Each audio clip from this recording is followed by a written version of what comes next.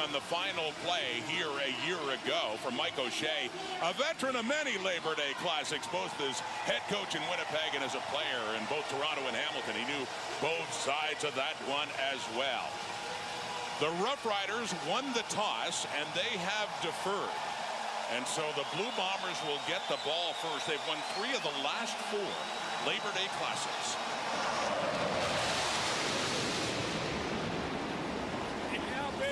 With fans here treated to another CF-18 flyover to get things started. There's Peyton Logan in his second game in blue and gold, the former Stampeder, finally getting his start last week in Montreal for the kick return.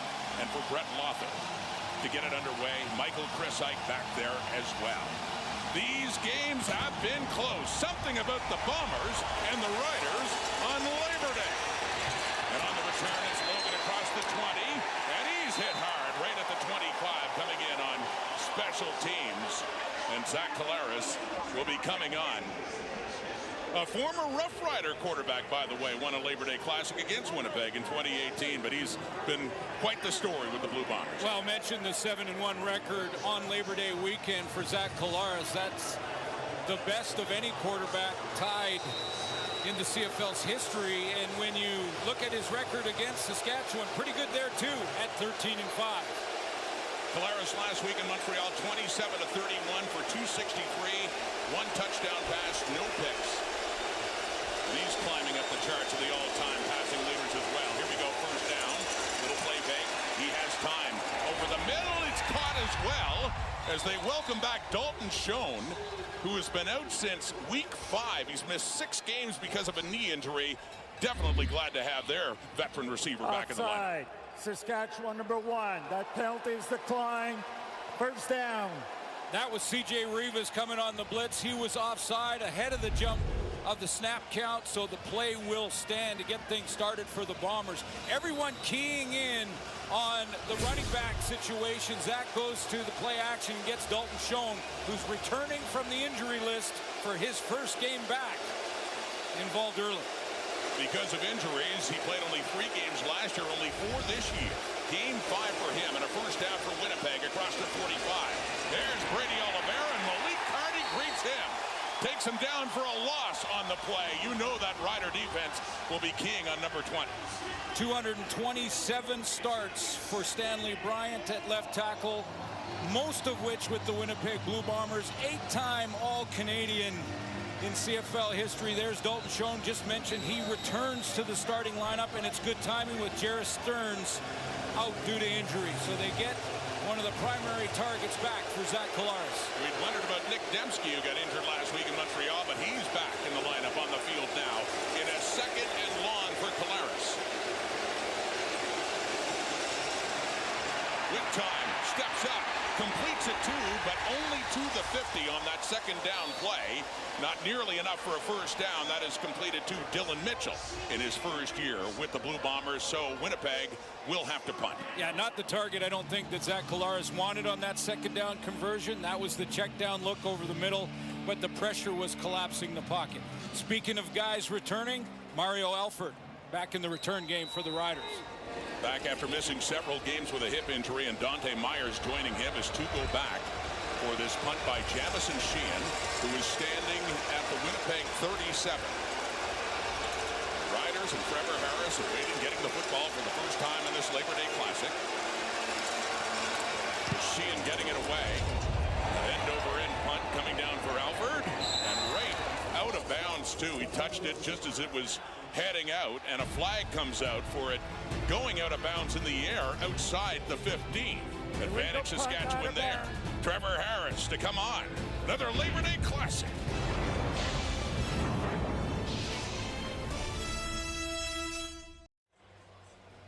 A tradition here in Regina before the Labor Day game. Thousands of fans turn up to see their stars and get an autograph as well. Yeah, part of the tradition of the Labor Day weekend game is to have the fans get up close and say hi to the players, the coaching staff. Thousands showed up, and the #1 guy on the list and the longest line was, guess who? The QB, Trevor Harris. It was number 14th all time and climbing the ladder as well in passing yardage. He hands off to A.J. Ouellette. Big bruising running back, third in the CFL in rushing. Picks up about 5 yards for a second down coming up. 7-2 on the season for Trevor Harris. Missed the one game that Jake Mayer went out and played for him as in the number 2 spot, but 7-2 coming off the loss to Calgary. And Trevor told us this week that the offense needs to be better than they were in the second half of that game. That was his least productive game so far this season. He's averaging almost 300 yards passing per game. Call it a gain of 4 and a 2nd and 6 for Harris. Looking off to his left, and he completes it 2 and a first down. That is Tommy Neild in his first year with the Roughriders, picking it up as the sticks move. They get up near the 45. Tommy Neild filling in nicely for Sam Emilus as he's close to coming off the injured list for the Saskatchewan Roughriders. But in the meantime, Tommy Neild, the veteran, 5 years in the Canadian Football League, has chipped in a big way. Had a couple of touchdown catches since being activated and had 4 for 35 last week at McMahon Stadium in Calgary. Up to the 44 and a second down, or first down I should say, for the Riders. Back to Ouellette. His second carry as he picks up 2-3 more. Michael Griffin in on the tackle along with Kyrie Wilson. Well, we showed you Stanley Bryant in the intros of the Winnipeg Blue Bombers offense. How about his former teammate Jamarcus Hardrick? Again, another well-decorated offensive lineman and former All-Star. First Labor Day game as a Rider in 2015. More on that as the game goes on. Keyshawn Johnson back-to-back 100-yard games for Saskatchewan. And because Hardrick was injured last year, couldn't face his old teammates, his first time against the Winnipeg Blue Bombers, where he played for so many years. Second down now. Harris, little pump fake with time, getting chased now by James Vaughters. And Cam Lawson, and eventually throws it away on that second down play. And so third coming up, and that's it for this drive for Saskatchewan, as Joe Couch will come on to kick it away. Well, that's a play by the secondary for the Bombers. I mean, they made that play because Trevor Harris had tons of time initially standing in the pocket, going through his progressions, didn't see anything he liked, didn't see an open receiver, and decided to just throw that out of bounds. Joe Couch back at his 34. It's Trey Vavel emerging as really good returner for Winnipeg this year. Couple of returns, 4 touchdowns in a game against Toronto back in week 9. Their high end over end punt and sailing out of bounds in the air. And was it inside the 15? No, it looks like this will be a flag indeed around the 20. See, both of these punters are aware of the return possibility. Worried about Mario Alford, worried about Vavel, and hey, worried about Mike O'Shea. Didn't have the catch of the errant pass. We'll be back.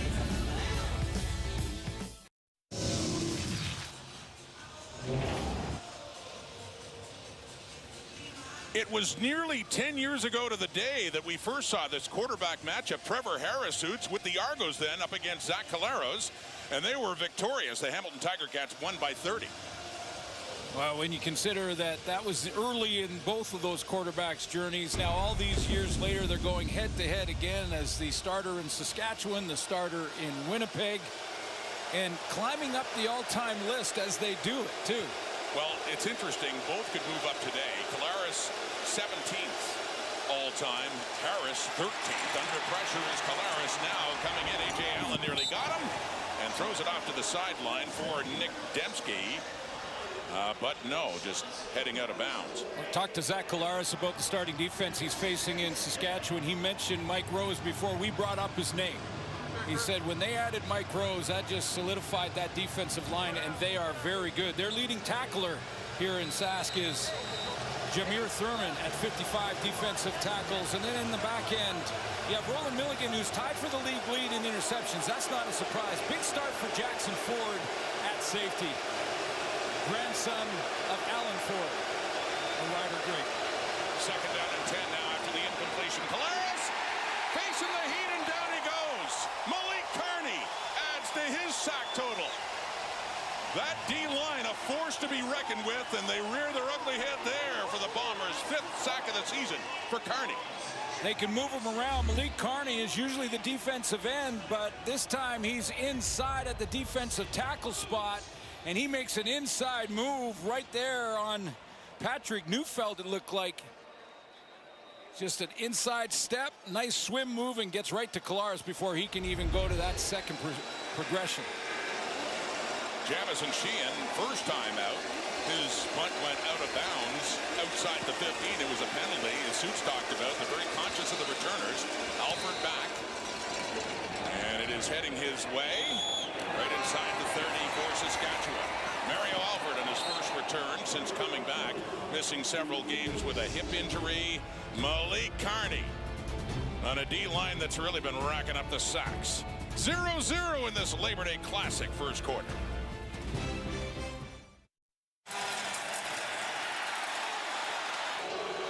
Here comes the rush. Glenn over the middle. Stiegel has it! Oh my goodness, what a catch! Touchdown, Winnipeg! That is incredible. That was spectacular. That got style points. Oh, the incomparable Milt Stiegel with more touchdowns sir. in the Labor Day Classic than anyone in history. And this the 60th Labor Day Classic between these two teams. Yeah, and Milt, that was all my idea, so you could make the check out to, no, I'm kidding, of course. But, yeah, you know what happens in the Labor Day Classic? The best players on your team level up. The guy that can level up and square those shoulders, and A.J. Ouellette on that first down. Another good carry as they try to establish a ground game. A second and short coming up here for the Riders. Speaking of guys that can level up in a heartbeat, how about Willie Jefferson, who leads the league again? No shocker there, no surprise with 11 knockdowns. Michael Griffin will start at that cover linebacker for Retta Cramdy in the linebacking core. And back in the back end, Evan Holm is tied with Milligan to lead the league in interceptions. They start Cam Allen at safety. Gain of 7 by Ouellette. 2nd and 3 Riders. Second possession. Scoreless tie early. Throwing. Knocked away. Hands get up. You talked about Willie Jefferson, a different player this time. Reaching up, it's the weak side linebacker Kyrie Wilson who knocks it away and forces a third down. Remember the big plays in the Grey Cups for Kyrie Wilson? I mean, you think back to the 2 championship games for this player in 2019, 2021, back-to-back games. He made big plays in those games, nearing the end of them, to get the wins for Winnipeg. So Trey Babel is back again. Second punt of the day for Joe Couch. Babel from the 20. Breaks through, up the middle, found something there across the 35 before the Riders on special teams push him back. You heard Milt Stiegel and what he's done. Yeah, there's what you mentioned, the total touchdowns on Labor Day in the Classics, and no one has more in the history of the league than our buddy Milt. Looks pretty sweet in that picture too, doesn't he? Tuck the ball under your arm, though, Milt. You gotta put that ball away. Some safety's gonna come downhill. Milton likes his style points too. Oh, you got. He'll be pleased with that little graphic selection there. A couple of hands on the ball, down the end zone a lot. No one's found it yet. Halfway through the first quarter, 0-0. Third possession, Winnipeg now. Crowd picking up. Collaros throwing to his right. It's caught by Kevin Clarcias. Big Clarcias with his first catch in this game, getting it up to about the 39. Now, visiting teams going into Winnipeg over the last couple of years now know what this feels like. But when you're the visiting team on Labor Day, especially here in Saskatchewan, you're going to lose the snap count offensively. What that means is the offense has the edge to start the play because they know the snap count. They know when to go when they hear that from their quarterback. You lose that when the crowd's going nuts like they are before the snap. So you have to look as a receiver into the line of scrimmage and see the ball move before you can go ahead and hit your route. So here we go in a 2nd and 7. It's on to Oliveira. He takes it in a big day against the Alouettes last week. His best game of the season so far. That one, though, not quite enough for a first down as the punting unit will come on again. Now, that's what will happen in the Banjo Bowl down the road here in the next game in Winnipeg for the Riders, and they'll have to deal with it. But Zach will motion with his hands to start the pre-snap motion. And then the rest of the players, including the tackles on the offensive line, will have to look in at the ball, not at the player that they're going to block. That split second can be a difference maker. This time just one returner back for Saskatchewan. It is Mario Alford, back after missing 5 games. Jamison Sheehan to punt it away again, standing at his 30. Still no points on the board. Sends this one to the left, and a good punt by Sheehan. Back inside the 15 for Alford, and can get up to about the 25 and no further. With Connor Shea in on the tackle and the punt coverage for Winnipeg. Something about these teams, something about this day.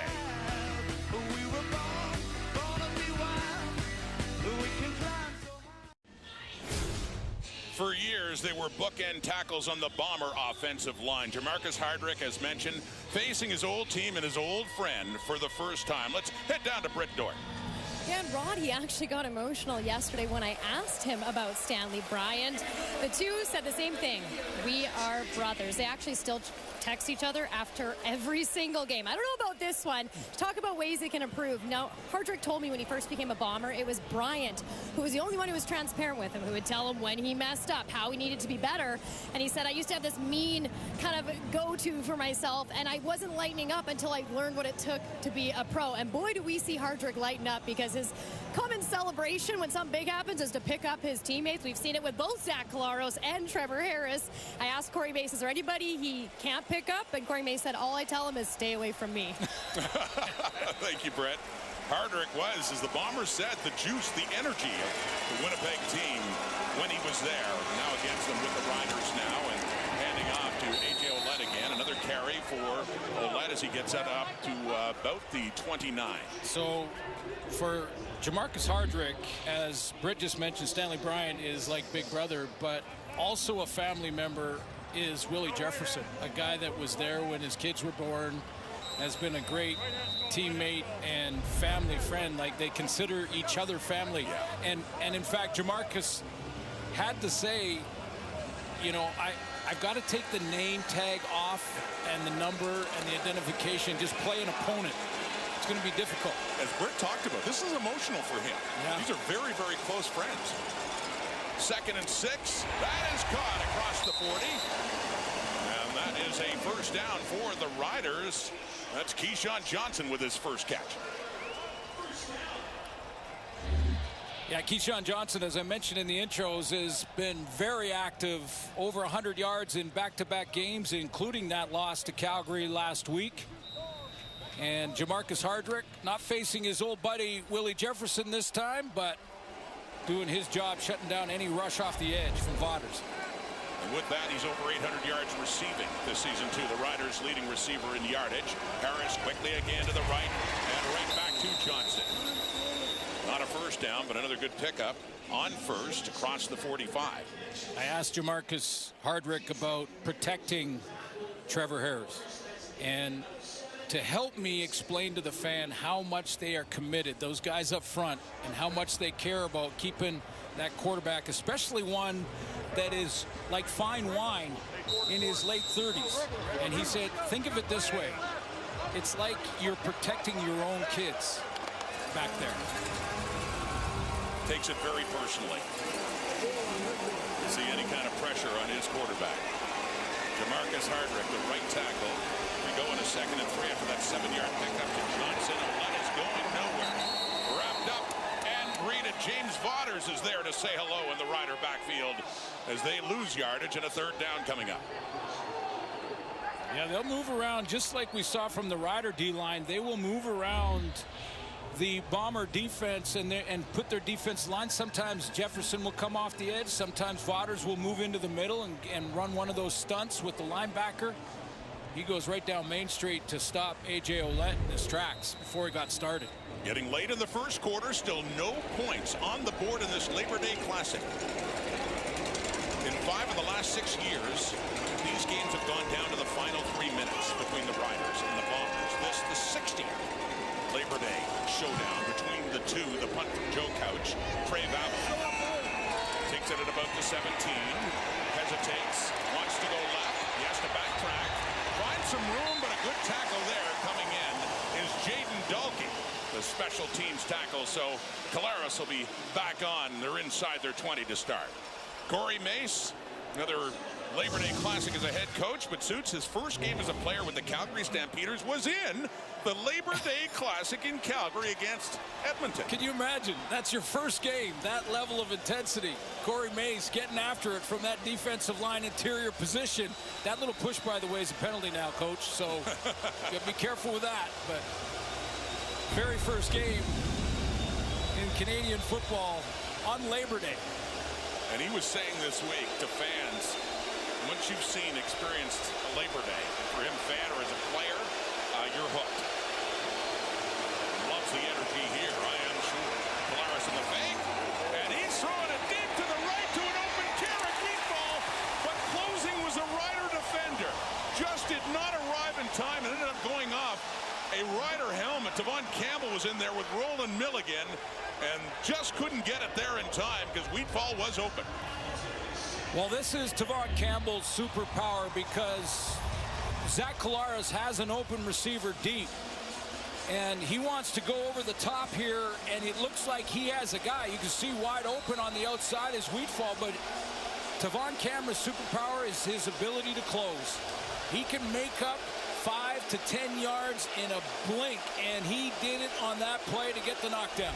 Brilliant with his right hand, not his helmet. Great play there by Campbell closing to break that one up. Second down, Collaros.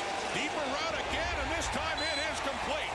It is Nick Dembski, who now has a catch in 82 straight games, the active leader in the CFL, and that's a big first down for Winnipeg. Yeah, it is, and the safety, Jackson Ford, stumbles on it. But we talked to Zach Collaros about his #1 target in Nick Dembski to the right of your screen, going right down that seam. And this is what he said. He's our best player. Yeah. He said Nick Dembski is our best football player. Didn't even hesitate about it. Didn't hesitate and said he's our MVP on offense, and he's our best player. Well, he had 4 catches for 25 yards only before getting hurt in Montreal, and one was a touchdown to help them in that victory over the Alouettes. Glad to see that he's able to play the Bombers are in this big Labor Day game. So here comes Winnipeg. Another deep shot to the right. Oh, what a catch! Kevin's Clarcius, Kenny Lawler style, got turned around and comes down with the football inside the Rider 10. Ember Clarcius comes through on the deep ball, and it was a Lawler-like catch. I mean, laying out, going backwards. Collaros gives him a chance. He's well covered down there by Marcus Sayles, but he says, I trust my big, tall, wide receiver. He goes up and brings it down. What a catch. What if he learned a thing or two from his old teammate? I'm sure he did. Together for a couple of years. Kevin's Clarcius with the catch. And that gets them down to a 1st and goal. Winnipeg, shovel pass. Oliver Dembski at the 5. Nick Dembski, taking that one. Coming inside and gets it down just within the 5-yard line. To put a little exclamation mark on the end of the first quarter. Still no points, but Winnipeg is threatening. What a catch by Clarcius. Kevin's Clarcius in his 2nd year at a Yukon. The Montreal native. Biggest play for the Bombers on offense so far in this game. Has them in business as the 2nd quarter of the Labor Day Classic is about to begin.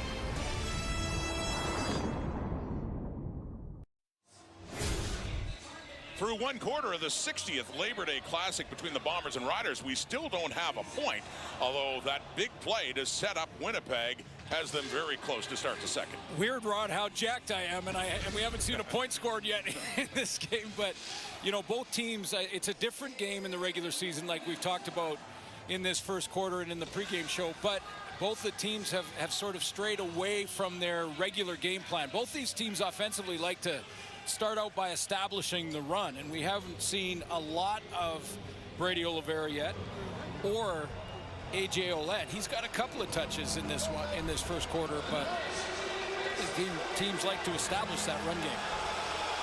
Well, the 2nd quarter begins with a 2nd down and goal at the 5, and You're right, no points, but the energy in this stadium with the sellout crowd at Mosaic. Winnipeg and Chris Streveler's in at quarterback now in this second and goal play. Trying to diffuse some of that crowd now and get the first points on the board. Streveler at QB. Standing under center. Handing off Oliveira. Touchdown Winnipeg. Now we have some points. And it's the visitors who get it started. Well, the strategy by bringing in Chris Streveler is to bring in and run sort of a veer-style run-oriented offense. They've got the fullback and Chris Ike in there and Brady Oliveira, so you've got some extra blocking. You can either go with that type of play, straight handoff off the left side if you're Winnipeg, or you can pull it and you have big Chris Streveler running around the edge as a running quarterback. So different strategy down there inside the 10, but it worked. Second quarter begins with a Winnipeg touchdown and the point after from Sergio Castillo. So the Bombers, who've won 3 of the last 4 Labor Day Classics, take the initiative in this one in a 5-play, 92-yard drive. Get in the big extra offensive line in there, and Tui Ellie, and good kick-out block. Brady Oliveira punches it in, but Zach Collaros was slinging it deep in this drive. I mean, he goes down the seam to Dembski. A little bit of a stumble there from Jackson Ford. Couldn't get to that seam route. The great Clercius catch on the sideline with coverage all over him. Add in that little fly sweep there to Dembski and then finish it with the run. The run in by Brady Oliveira now is 3 on the season after a slow start in terms of scoring touchdowns. Said coming off his best game against the Alouettes in Montreal. And you talked about him slinging deep. Then before that, there was the attempt at Weekfall, who was open for a moment before Tavon Campbell broke up that play. He's been throwing it downfield. Well, that's what a veteran quarterback will do. I mean, just because one got knocked down doesn't mean he's not going to trust his receivers to make the big catch, and Kevin's Clercius comes through.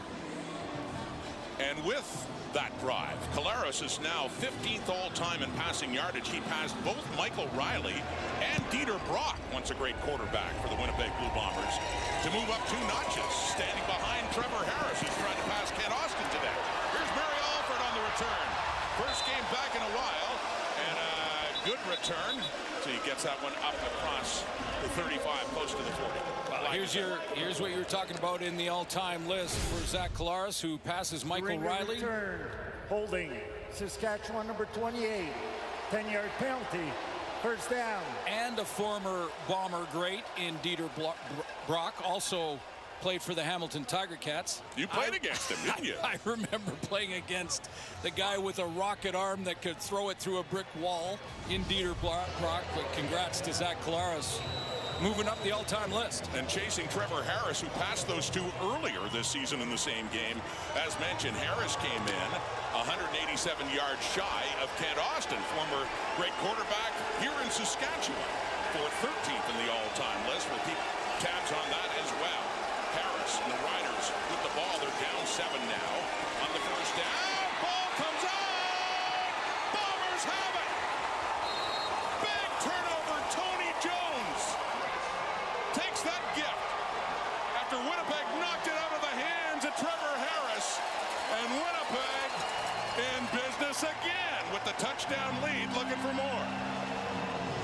Tony Jones been all over the field, and the leader of this defense from the middle linebacker spot. 68 defensive tackles. He's going to cover down on A.J. Ouellette. Then he gets in there and scoops the ball to get the recovery. See who? Big push up front. And a power rush. Is that Cam Lawson with the big push? And the bull rush on Jamarcus Hardrick. Right into the lap of Trevor Harris. Fumble comes out. Don't think the arm was going forward. Doesn't look like it was. They rule it's a fumble. Bomber ball. Streveler back in at quarterback now. This time a first and goal at the 5. Handing off to Oliveira again. Last time they did this, it wound up going into the end zone for a touchdown just a few plays ago. This time he picks up a couple. And there's Tony Jones. We've talked about him before. What a job he's done filling in at middle linebacker after the injury to Adam Bighill, ultimately taking over and filling some very big shoes. Well, in the last 2 wins, Ottawa and Montreal, Tony Jones has recorded 20 defensive tackles. It's a big fumble recovery and a chance to go up 2 possessions early in this classic. Down to the 3, 2nd and goal. Looking to really break open the lead now. The Winnipeg Blue Bombers. Out of shotgun. Keeping it. Strebler can't get there. They got him wrapped up. He might have got a yard, and that's it. Faked the handoff to Oliveira, and Strebler tried to take it in himself, and instead is denied with a 3rd and goal coming up. That was a great play by Jameer Thurman. These middle linebackers stepping up when they have to on this 2nd down play. He plays to Brady Oliveira first and then gets back outside to help out on the tackle on Strebler. So he takes the fullback's block, hustles over, and with Malik Carney gets the stop. And Mike O'Shea taking no chances on this 3rd and goal. Sergio Castillo in the field goal unit has come on.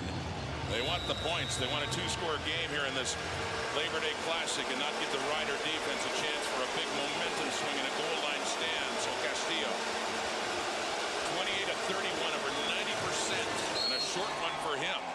Known for his long field goal kicks, has a short one to put 3 more on the board.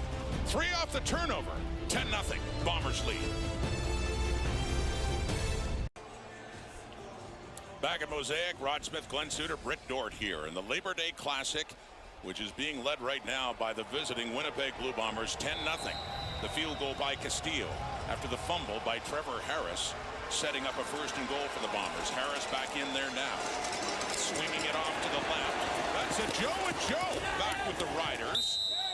He was a rookie last year, got a lot of attention, couple of touchdowns, went and tried the NFL with Indianapolis, and this is 1st game back and getting a nice cheer from the crowd. Well, his best game last year when he became a real fan favorite was against the Winnipeg Blue Bombers back in July when he had over 100 yards receiving. A big, strong, 6'3", 211-pound slot back. Just got back a couple of days ago. From Brooks, Alberta, Joe gains 5 yards on that pass from Harris, changing up the call now in the 2nd down play at the 45. 4-man rush with time, and no, nearly into the hands of Tommy Neal, but good coverage there. That's Cam Allen, the safety, getting the start again in the Winnipeg secondary. Breaks that up. 3rd and 5 coming up.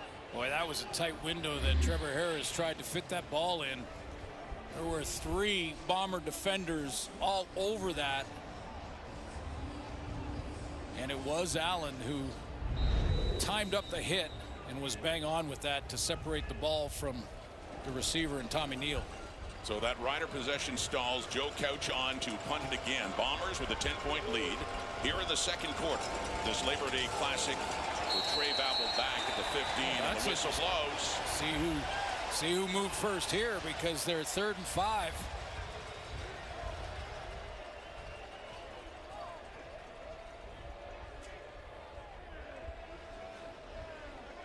They can. Now, I'm not sure if they're doing it right at this minute, but they can get help from the replay center on this.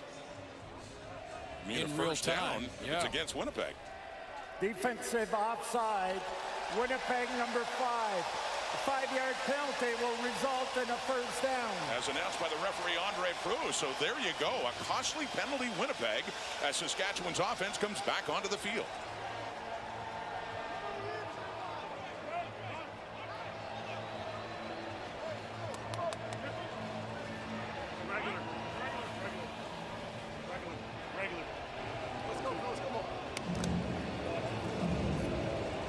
Reminder from head coach Michael O'Shea about game situations. 3rd and 5.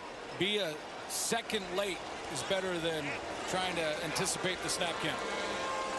Trevor Harris 4 for 7 for 33 yards. That's it here in the 2nd quarter. And handing off, trying to get A.J. Ouellette going again as he pushes his way up to just across the 52. You know, I'm looking at Dante Myers now taking a page. I think the Riders offense and Trevor Harris need to take a page out of Zach Collaros' book and maybe push the ball deep a couple of times just to loosen things up here, whether they complete it or not. And Dante Myers has been their guy in that regard. 8 big explosives on the season, which is in the top 5 in the league. So he can get over top of the defense in a hurry, and maybe just throwing a couple up to him loosen things up. Myers, their biggest play receiver. Keyshawn Johnson, too, who can make some big catches, and he has the biggest catch so far of 12 yards. That's it for this Rider offense so far in this one. Over 10 minutes to go. It is Tanner Schmeckel, defensive lineman for the Blue Bombers, who is the injured player, getting some attention down in the field here at Mosaic.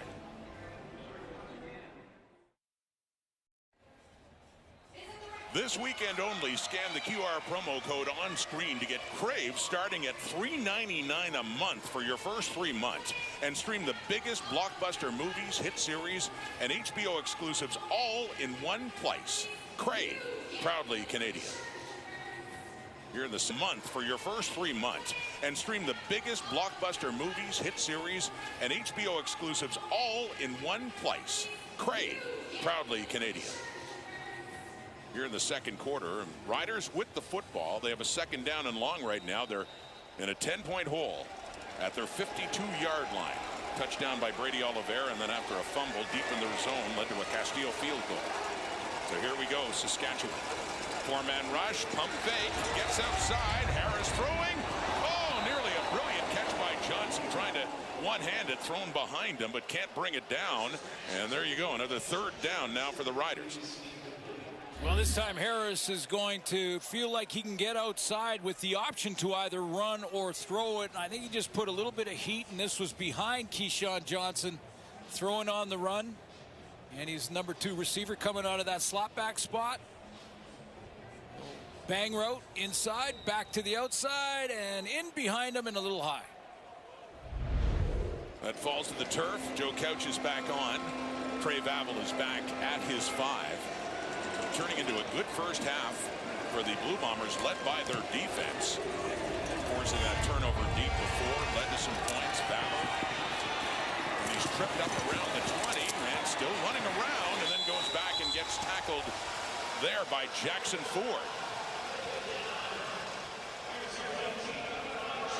So here's Zach Collaros, a veteran of the Labor Day Classic, and has the most wins, tied with Bo Levi Mitchell. Little breakdown of that 7-1 record. Yeah, how about that? Now, you know, what's weird about that is, to me, is that now 66.9 completion percentage, that's low compared to what the quarterback. By today's standards. By today's standards, the quarterbacks are like well over 70 now all of a sudden. But, yeah, great numbers. Of course, the win-loss record is what matters most. Out of those 7, so 3-0 with the Ticats. We had highlights of one against Trevor Harris and the Argos in 15. Yeah.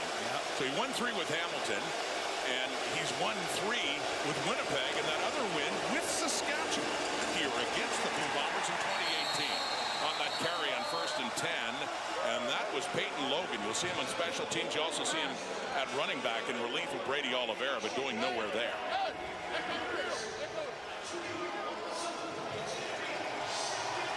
Well, this is the opportunity for the Riders to give their offense a chance on this 2nd and long. 2nd and more than 10. And the volume here at Mosaic will be turned up a couple of notches. Crowd picking up now here at Mosaic. Capacity crowd. The standing room for this Labor Day Classic. On the 2nd and 12. Collaros, they've got him again. Ball comes out. And who's got it? They sort it out. What a big turnover this would be for the Saskatchewan Roughriders and Malik Kearney.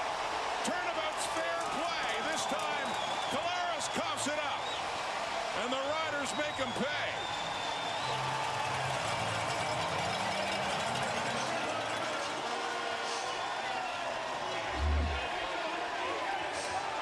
Malik Kearney, the 2nd time they've moved him into that defensive tackle spot, and again he is going out and around. This time it's Gabe Wallace. Great swim move to get to Zach Collaros before he has a chance to even set his feet and throw this one. Ball comes out, arm wasn't moving forward. The Riders get their turn at a deep turnover.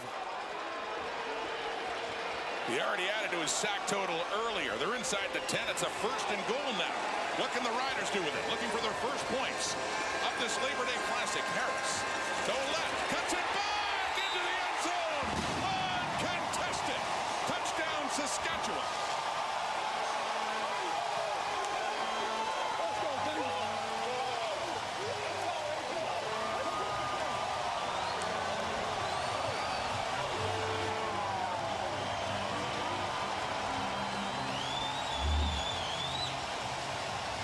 Great cutback and vision from A.J. Ouellette here. The play is designed to go to the short side of the field. He puts the brakes on, sees the wash down from that offensive line. He bounces it back to the right and hits pay dirt.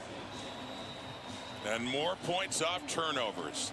Bombers got a field goal when they forced the fumble in Trevor Harris. Malik Carney forces it on Caleros, and right away they cash in with a touchdown with a point after try from the new dad, Brett Rothen.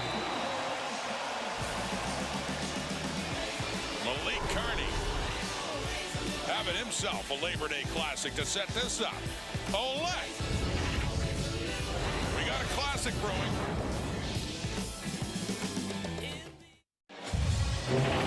When the Bombers got their turnover, it was Cam Lawson with the big push. This time, Hardrick decides to wash down Lawson to make sure he can't get in the backfield on this run.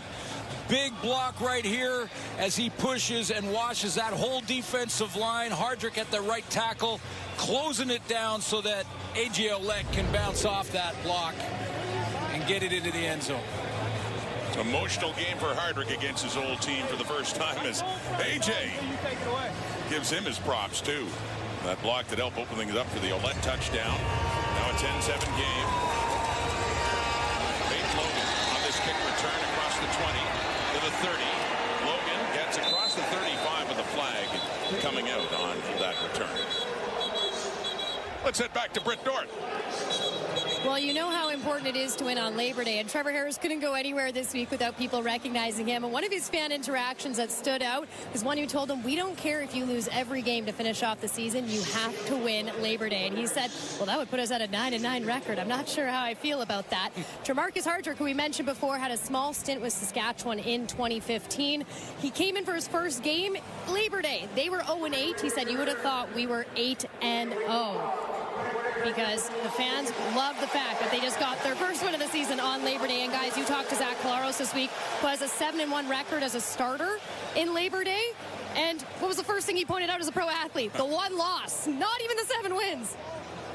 Oh, Brett, yeah, it's not the wins that stick with you. It's those losses. Well, what's amazing about this is she mentioned that the record back in 2015, they had not won a game. They were 0-9. And they beat, you know, the Bombers on that day. That's what Labor Day has happened so many times. I mean, the Bombers have won 22 times in the last 59.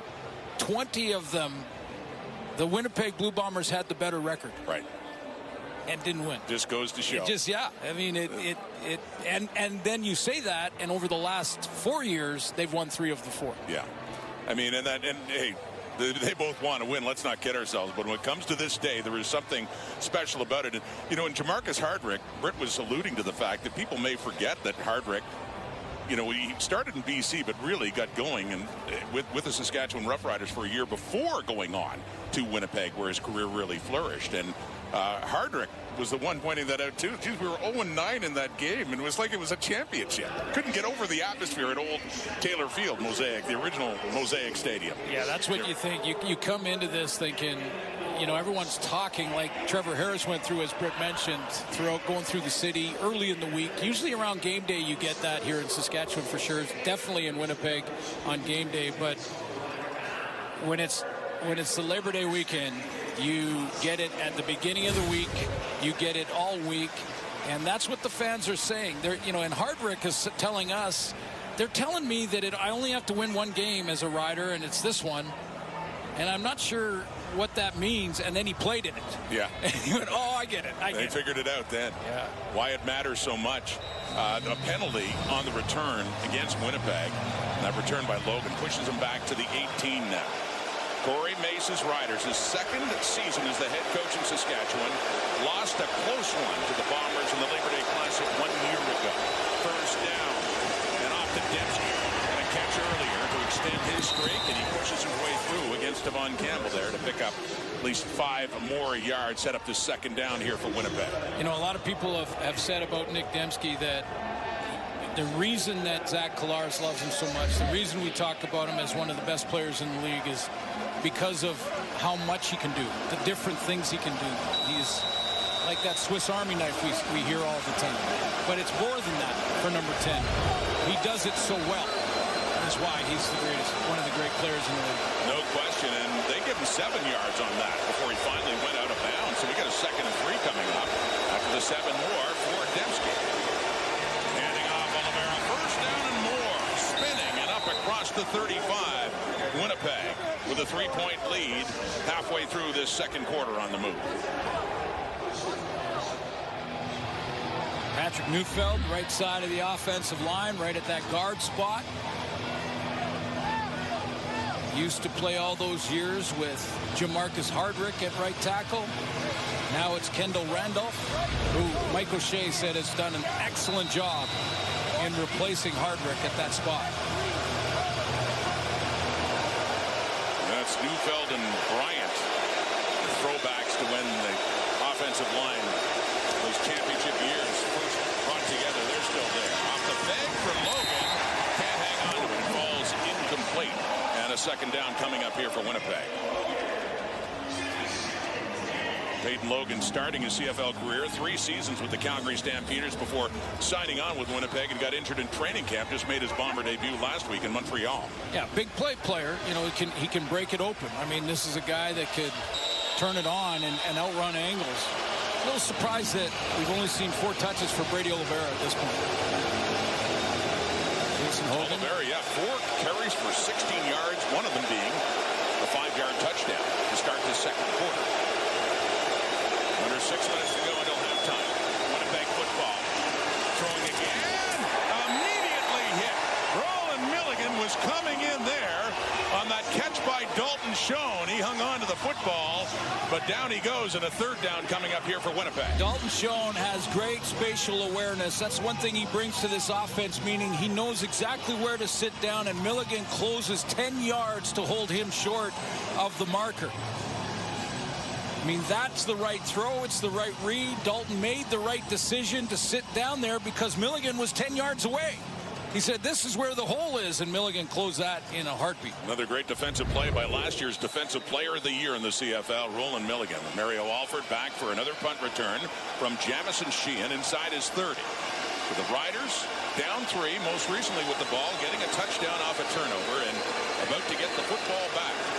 As the clock ticks, under 5 minutes until the end of the first half. This one heading left, takes a hop inside the 20, and picking it up is Alford.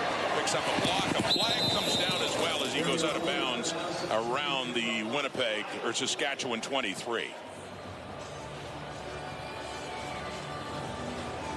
During the return, illegal block, Saskatchewan number 31, 10-yard penalty, first down. Mentioned off the top, Willie Jefferson loves these games. It's time to be the hero. Like you've never seen. Loves Labor Day, too. Great graphics, by the way. John Perlberg and company. Look at Gaynor. Yeah. Well, and Gaynor used to know what Willie could do for the Riders. Remember, he had 3 years here as well. I remember him devastating the Bombers in Winnipeg in a Banjo Bowl game back in 2018. But what success that Willie Jefferson is leading, you know, in CFL history in knockdowns, and he had a couple last week against the Alouettes. What a nightmare he can be for opposing quarterbacks.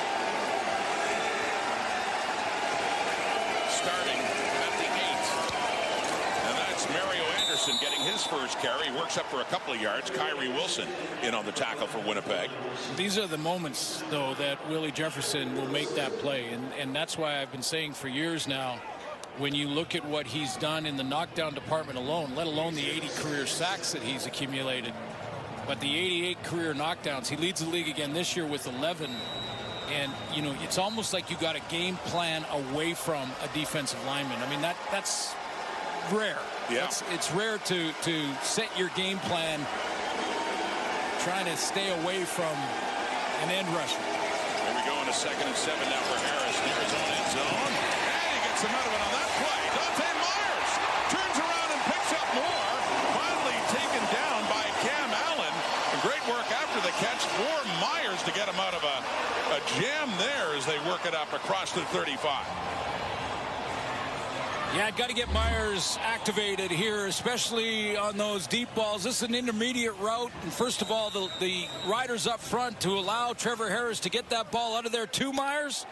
They double team number 5, Willie Jefferson. Get a couple of big bodies on him. Hardrick helps against his old buddy. Gain of 24. Anderson still in at running back. It's thrown off to the left, and it is caught by Del Duncan Busby. Picks up about 5 more yards up around the 40 to set up a 2nd down on Duncan Busby's first catch of the afternoon. By the way, that's part of the game plan that we talked about.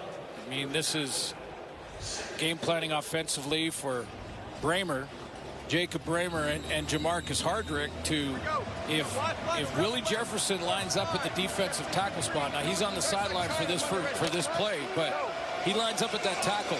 Get 2 big bodies on him. 8 from 6 across the 40 to the 41 now. 2nd and 4. Trevor Harris and the Riders down by 3 late first half. Throwing here. And it's caught and more. And heading into the end zone for the touchdown is Tommy Neal. One quick strike and the Riders have the lead.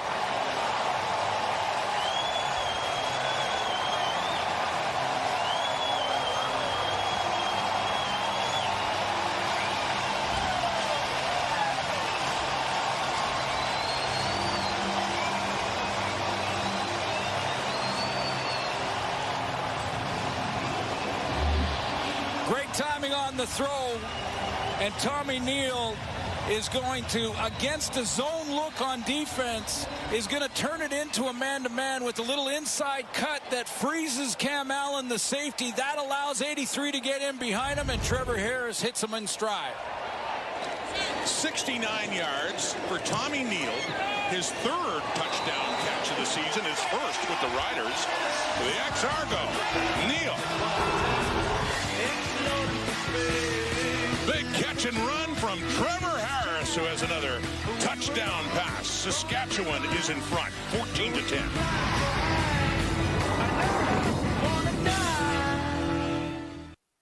It was all Blue Bombers to start, but now the Roughriders have come all the way back. I wonder what happens next. Well, the great Nostradamus knows what happens next. What do you know, Chiz?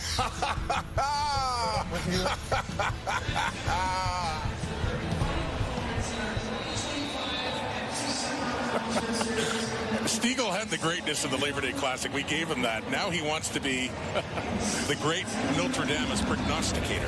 What will happen? Game produced in the panel, I can tell you that. I got some thoughts on this one. Winnipeg, they were up 10. Now they're down 4. It's Peyton Logan. And a good tackle. Malik Straker coming in on special teams to take him down. Let's have another look at that touchdown. Tommy Neal from Trevor Harris. Well, even if you're running against a zone look, and watch Tommy Neal work this so that Cam Allen commits. He's going down the seam, and he's making it look like he's going to run a dig across the middle, right at that center stripe. Now, to the right of your screen, you see the bend inside and the look. The right of your screen is Cam Allen, the safety. You see him now have to speed turn out of there, and now he's in trouble. His feet stop backpedaling. Neal is in behind him. If the throw's there, it's a touchdown. The throw was there. Neal takes it in. Until that drive, Harris's biggest completion was 12 yards. Then he had a 24 to Myers, 69 yards to Tommy Neal. Starting to put it down the field. It pays off. They have the lead. Kalara's with the ball now.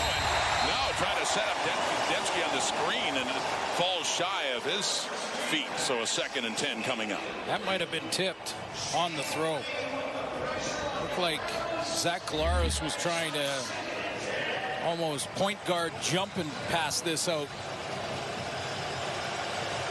Shane Ray coming off that edge. Did he get a piece of that? Got a bit. Just a little bit, though. Just a tip, knocked it down. Just a... For Shane Ray in his first year with the Riders. He's come on. He really has. Yep. Great work in the defensive line of the Saskatchewan Roughriders. Second down and 10. Collaros steps up under the pressure. Micah Johnson chasing him down. Deep look down the right into coverage. Looking for Dembski, but two Riders were there as well to break that play up. And Winnipeg is looking at a 2-and-out. They'll have to punt it away.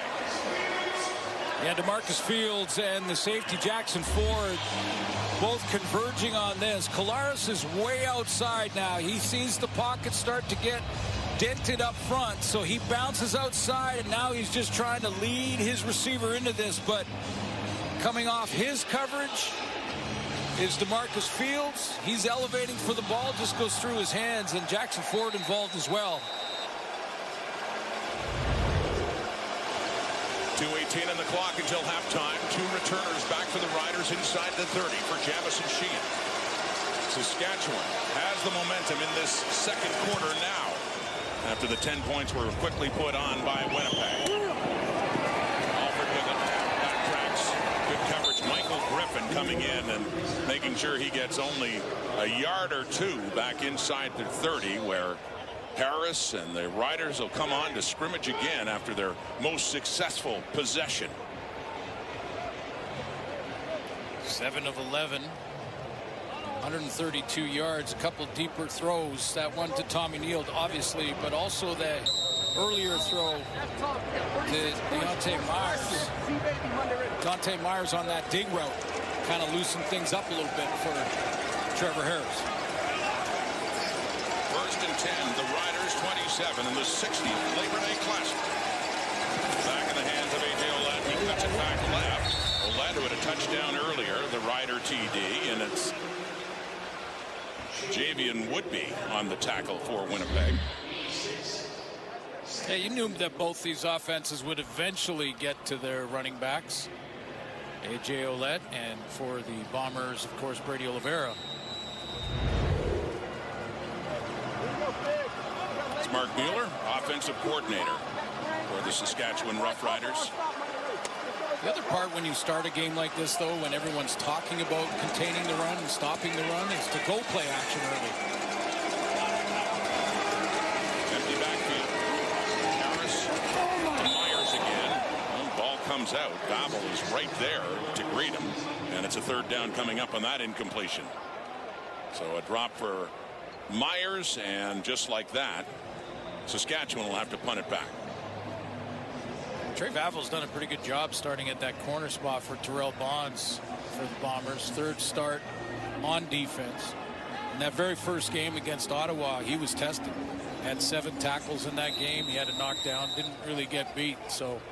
And he'd already shown such value in special teams, too. Yeah, absolutely. And again on the returns, and despite his presence on the defense, he's still getting quite involved in the return game, and there fell down up around the 38 for Collaros to come up, see what else they can do before halftime, and we will head to the studio. Kate and Enoch and Chezzy and Milt Stegall as well. Some thoughts on this, and we got a doubleheader, of course. What a great time of year in the Canadian Football League. You got this rivalry, and then you have the Argos Ticats tomorrow, and you've got the Elks, who are really coming on, against the Calgary Stampeders, who, by the way, here the Stamps in second place. Not only have they beaten them, they're 5-0 collectively. 3-0 against Winnipeg, 2-0 against Saskatchewan. The only 2 losses for the Riders have been to the Stampeders. And they got a guy named Adam Bighill for the Stampeders tomorrow, of course. Legend for Winnipeg. Several seasons thrown off to Oliveira. Right at the 39. Not much there. Well, you know, when you think about this weekend, you know what comes to mind for me in the bigger picture? This is what is possible in our country with this game. You got 9 home games. You've got this one that's so intense. So great tradition. The energy here, and I have never personally been to a Banjo Bowl, and I get to go do the rematch next week. I love it. I'm looking forward to that as well, but it is hard to match the intensity, the vibe you're getting here. In this sea of green, there is some blue sprinkled in as well. A lot of Bomber fans traveling with. Great passion. That's a a good one there for Dylan Mitchell, up right at midfield, still with 1:23 to go until halftime. Yeah, Dylan Mitchell is going to move the chains and give the Bombers a chance to put some more points on the board before halftime. Really nice catch to go up and get it. As far as those Bombers that are traveling, I talked to someone in the hotel, a Bomber fan, covered in blue, said that there were like 10 buses or something. And here's a little hint. If you're in Labor Day in Saskatchewan, don't get a hotel room beside the ice machine. Sound advice, always, especially in these circumstances here. There's Dalton Schoen in his first game back since back in early July, missing several games with a knee injury, and a welcome addition to that Bomber offense on the catch. Not sure why the ice machine is so popular. Just can't figure it out. It's just weird. Well, I believe Milt told me they used to, because they didn't want Rider fans to find out where the Bombers were staying, they used to stay in Moose Jaw, didn't they? Yeah. Not getting close to Regina, because if they found out the night before the game, they'd make sure they didn't sleep before the Labor Day Classic. 2nd and 6. Valera's quickly out. Caught by Mitchell again, right around the first down marker. Fields right there with him to take him down. See where they spot the football now. Well, they're almost in field goal range based on Sergio Castillo's performances this year. And his range this year, very little, if any, wind in Mosaic tonight. Beautiful, calm night here in Saskatchewan. So they're basically in field goal range now. He's made a 63-yarder this year. Did that in Calgary. He's had a couple of 60s before.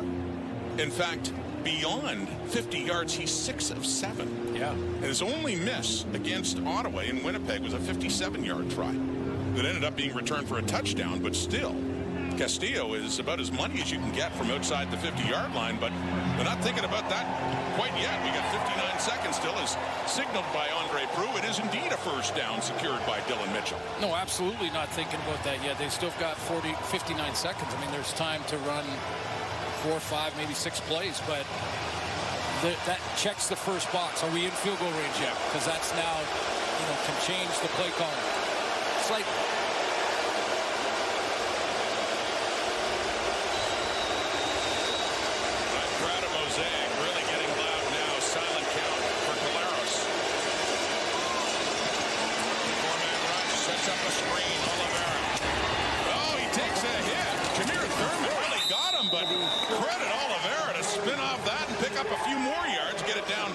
to the 35. First of all, I love the call from Jason Hogan to go screen, knowing he's going to get some pressure in a big way from the Rider front 7. He's going to get some pressure, so he goes up, silent count.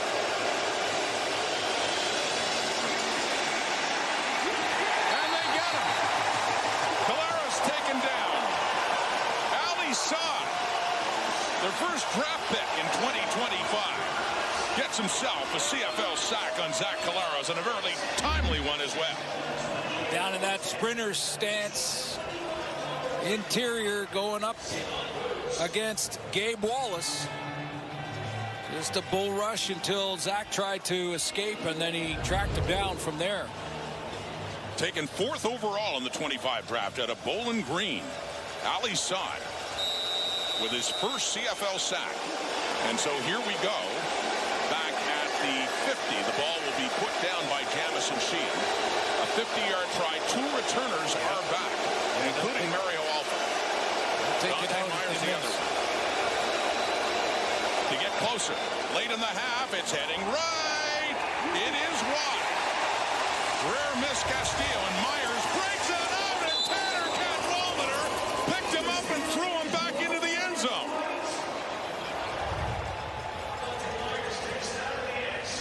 Myers took it out. Cadwalader lifted him and put him back in.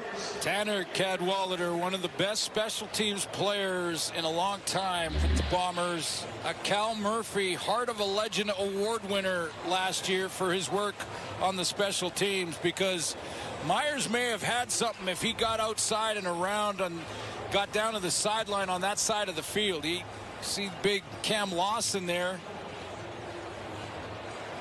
He gets around this tackle. Now They're going to put it on the 2-yard line and give him forward progress. The fact that he lands in the end zone. So they did put it down. No safety awarded there, despite that play by Cadwalader to say to Myers, take a seat after he brings it out of the end zone. 10 special teams tackles this year. That was a big one. Don't allow any last few seconds before the half excitement here at Mosaic for the Riders. And so that's it. Taking a knee. Trevor Harris, what an interesting first half. Took a while to get going. Then the points came. The first 10 for Winnipeg and the next 14, or excuse me, for Saskatchewan, responding after being in a 10-point hole to get the next 14 points and a 4-point lead. Both defenses playing pretty well. You think that first quarter, the Bomber defense took control, and then in the second quarter, the Saskatchewan front four got it going. 5th sack of the campaign for Malik Carney. Getting after number 8 in that first half. Great pressure.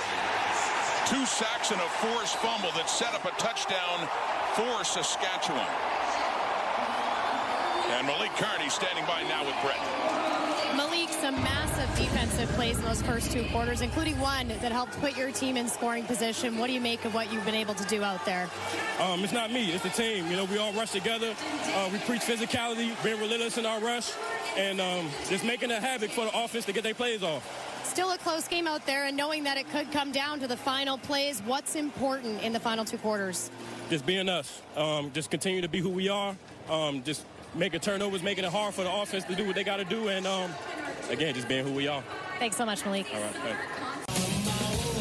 Halftime in the 60th Labor Day Classic between the Bombers and Riders, with Saskatchewan having a 4-point lead. Look at the halftime numbers now. A new addition to Winnipeg's roster, Dalton Schoenbach, after missing 6 games, 3 catches, 32 yards, and standing by now with Britt Dort.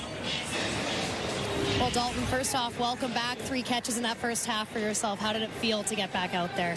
Feels good to be back out there. Obviously, it's a great atmosphere today, but at the end of the day, always great to be back out there with the boys. Tight one out there as well. What was the biggest message for you guys to try to come out on top here today? We just got to execute better, especially from an offensive standpoint. I don't think we played a very good half. Left ourselves in second and long a lot and didn't execute on second down. So ultimately just play some clean football.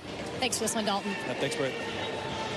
The Bombers had the first 10 points. Got 3 more after a turnover deep in the Saskatchewan zone. Added the field goal to make it 10-0. But back-to-back touchdowns by Saskatchewan, including points off the turnover themselves. They have the 14-10 lead with Alford and Myers back for this kick by Sergio Castillo. Labor Day Classic 2025. The second half has begun, and Alford has it down at the Rider 5. They get the ball to start the second half, and a good return here by Alford. He's finally tackled up across the 40. It's by Connor Shea, and Trevor Harris, looking at his first half, 7-12 for 132 and a touchdown pass. Yeah, slow start for Trevor Harris and the Saskatchewan offense. Few 2-and-outs in that first quarter, but he did get things going when he started to get the receivers down the field a little bit further. Joe, who's returning from his NFL tryout, got involved in that second half. A 69-yarder in the third. Touchdown of the season for Tommy Neal. Hits the lead, 14-10. A.J. Ouellette, another carry for him. Hard to grind out those yards against that Bomber defense coming into the second half with 8 carries for 32 yards and a touchdown. On the field. Winnipeg, 10-yard penalty. First down. And too many on the field for the Blue Bombers, so good break here for the Riders as they get a first down via penalty. I wonder if both these teams. Too many players on the field. Winnipeg, 10-yard penalty first. Jordan Younger's defensive coordinator is signaling the formation. Just had one too many out there. I think it was newcomer Jaden Woodby, Boston College, that was on the field and wasn't supposed to be. He's the guy who went back to the sideline.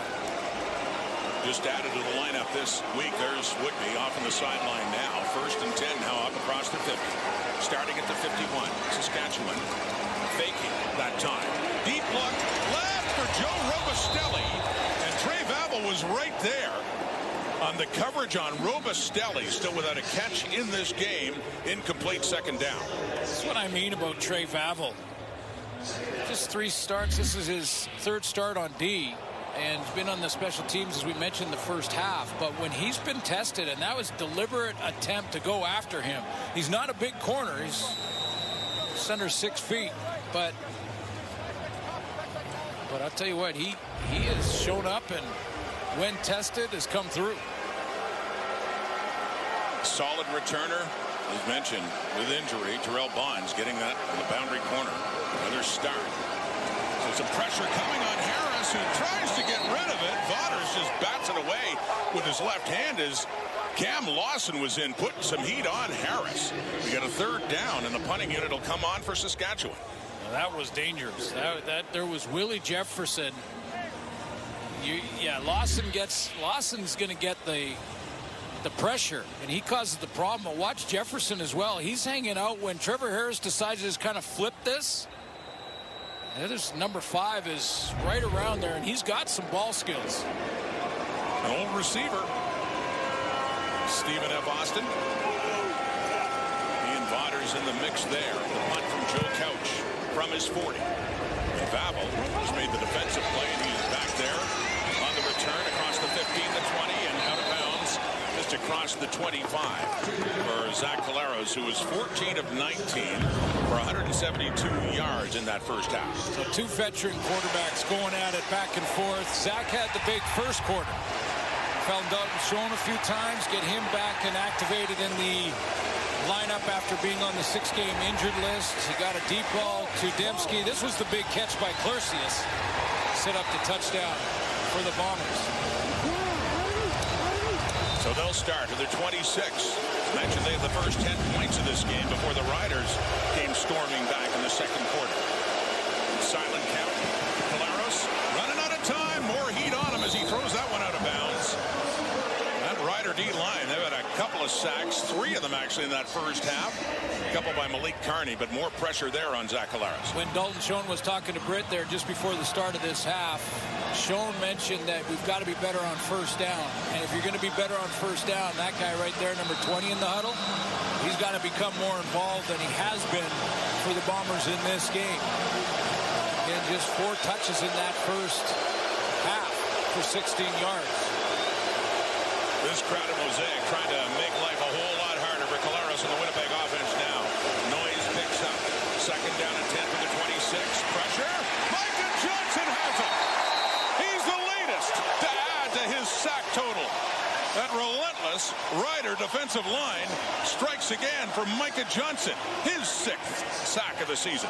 Two great pros, Chris Kolinkowski, the center, and Micah Johnson right here in the 3-point stance, are just going to battle it out until Johnson keeps pushing, fighting. Good block so far, but when Zach Collaros tries to escape, Kolinkowski doesn't know where he's escaping, and that's when Johnson reacts and gets a sack.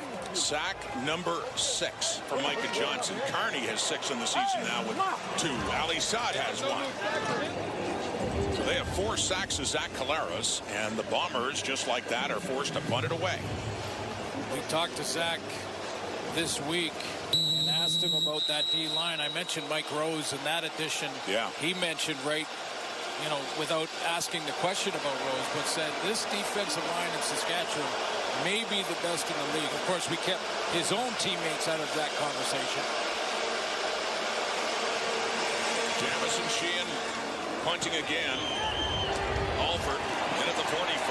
It's a good field position for the Riders. Venturing into the Winnipeg zone is Alford. Gets it across midfield. Down to the 50. There they are after celebrating another sack of Zach.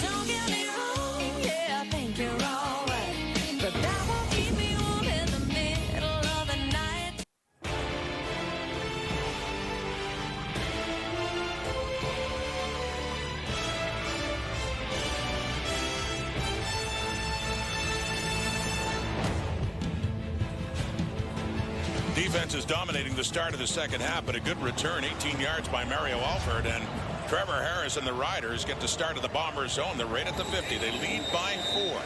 14-10 in the 60th Labor Day Classic between Winnipeg and Saskatchewan. Harris goes to work. Off to the left to Tommy Neal, and a big touchdown in the first half. A little jump there in his step over Cam Allen as he picks up another couple of yards and down closer to a first down to set up a second and short. Tommy Neal, as an athlete, is starting to become a trend in the league. I mean, he's been around 5 years, so don't get me wrong, this isn't brand new for him, but at his size, at 6'3", 203, kind of like Javon Catoy in Vancouver. Think of Mital in Toronto. You know, these bigger, almost tight end-like players. In his 5th year at a McMaster, so back to the ground. Ouellette looking to get that first down. He was 3 yards shy, and he does indeed have it. As this drive will continue for Saskatchewan, getting a little bit closer now and looking to add to that 4-point lead. Get it down to the 40, just inside for a first down.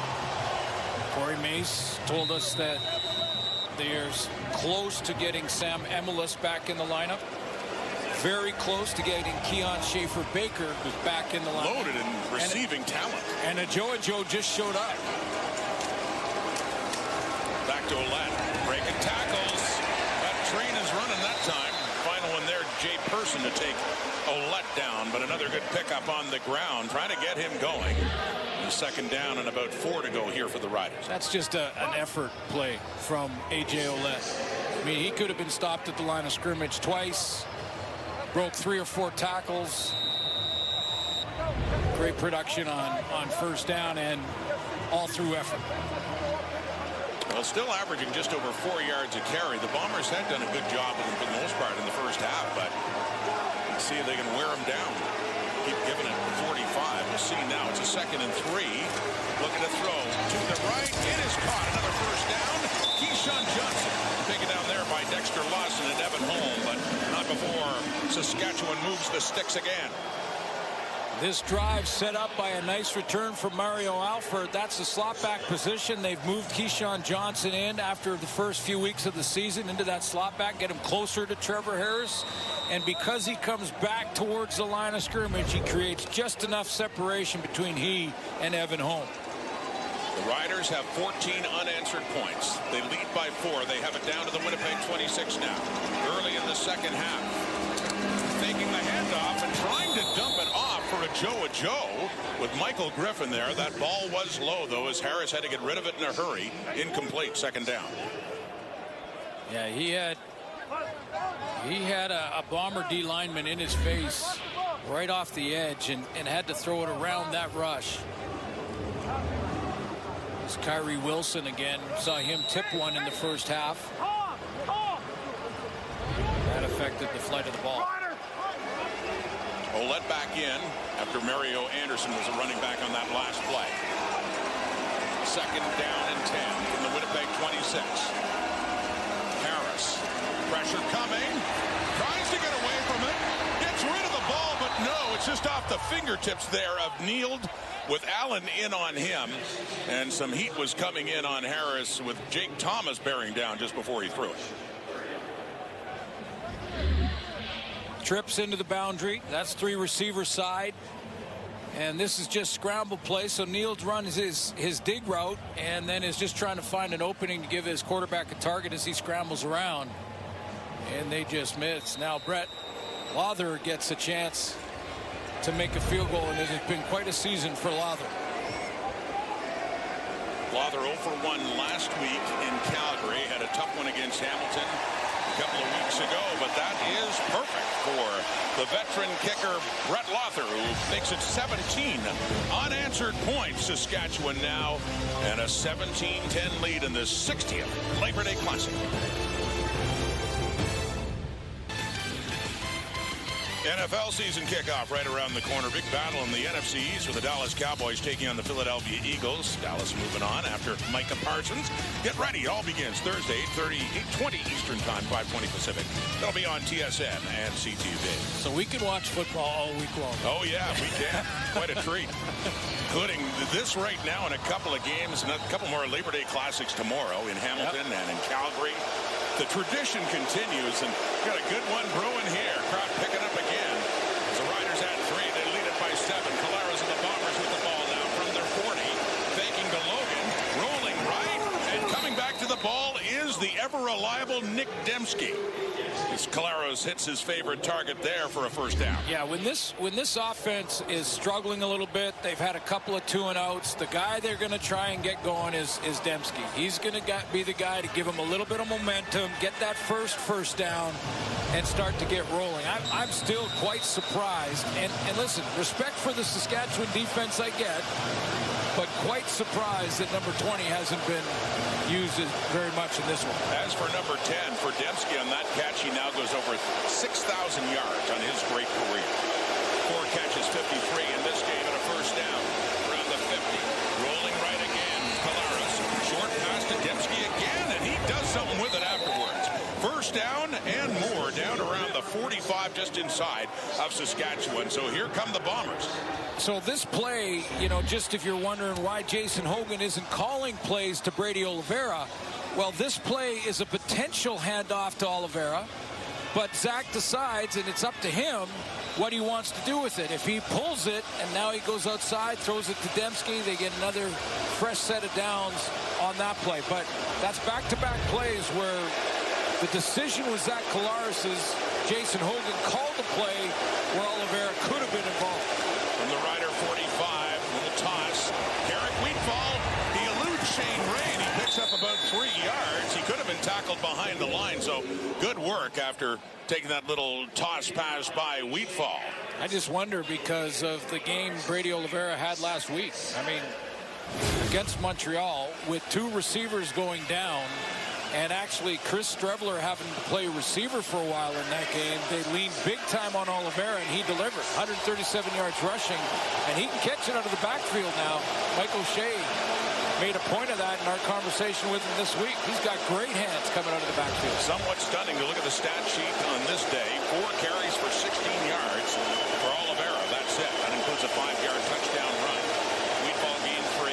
2nd and 7. Colares deep over the middle. It's caught. Sitting down right away, but a big catch for Dalton Schoen in his first game back in nearly 2 months, and another first down for the Bombers. You know, both when you look at both Brady Oliveira and Nick Dembski, they're good friends, teammates. And look at Oliveira trying to get Dembski get in a little tighter so that Shane Ray has to bubble, because I'm going to take the inside guy and help my offensive line so my quarterback can find our receiver. You see Colares suits thread the needle there with Jameer Thurman trying to get his hands on that ball. Goes right into Dalton Schoen. And his 4th catch for 52 yards. Winnipeg, shot to the end zone, touchdown, Dembski! Does it again!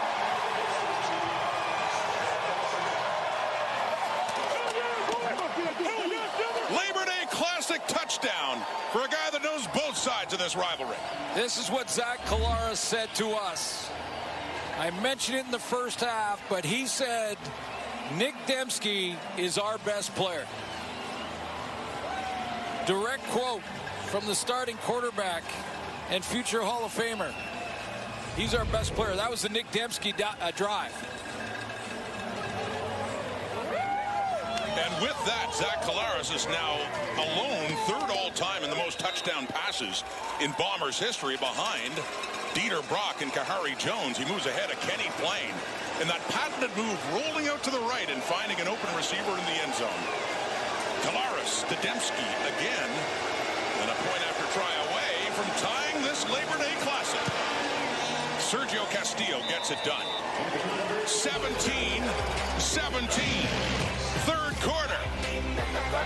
What you might expect from a classic. All even again. Colares to Dembski in Regina. Thunder. Coming in, led this team in targets, receptions, second down catches, yards, and watch the route running and the subtlety from Dembski.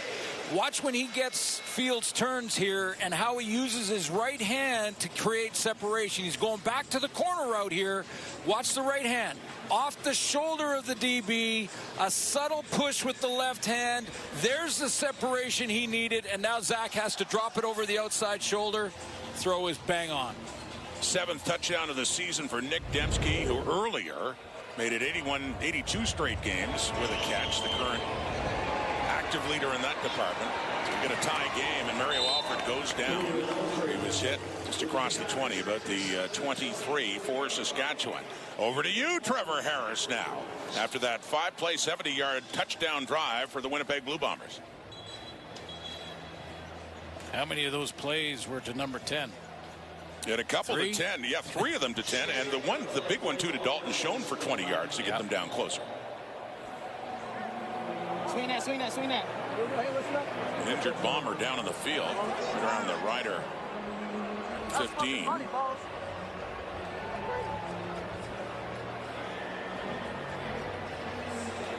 That's Ethan like Ball. Ethan Ball. 6th-round draft pick for the Winnipeg Blue Bombers last year. Has done a real nice job in his last 6 games covering kicks. Handful of special teams tackles coming in. He was the guy who made first contact on this cover.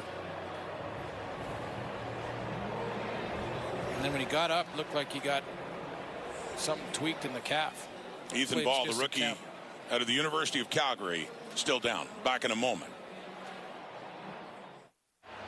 Lucky White hit in the end zone if Lowther misses.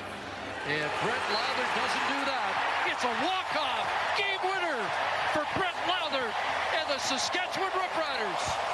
And it's the Lowther leap. Heading to Bill Country after that kick.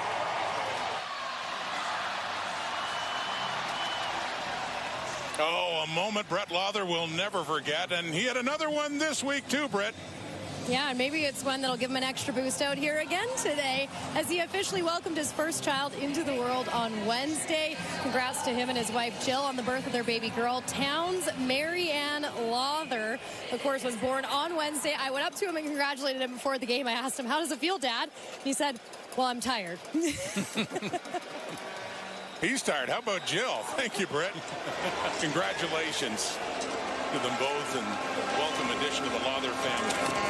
Saskatchewan with the ball after that touchdown by Dembski up across the 25.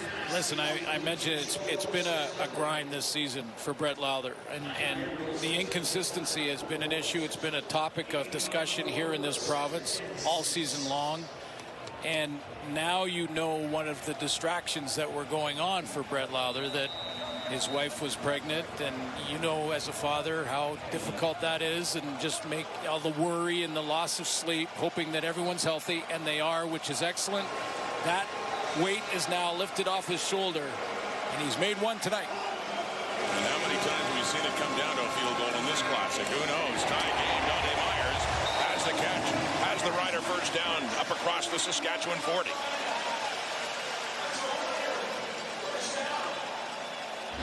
Yeah, it's getting fun to watch Dante Myers and Keyshawn Johnson in this receiving core just sort of grow as the season goes on. Become better route runners every game, making these big plays. Mentioned Myers has been the deep threat, but they can both get in behind coverage.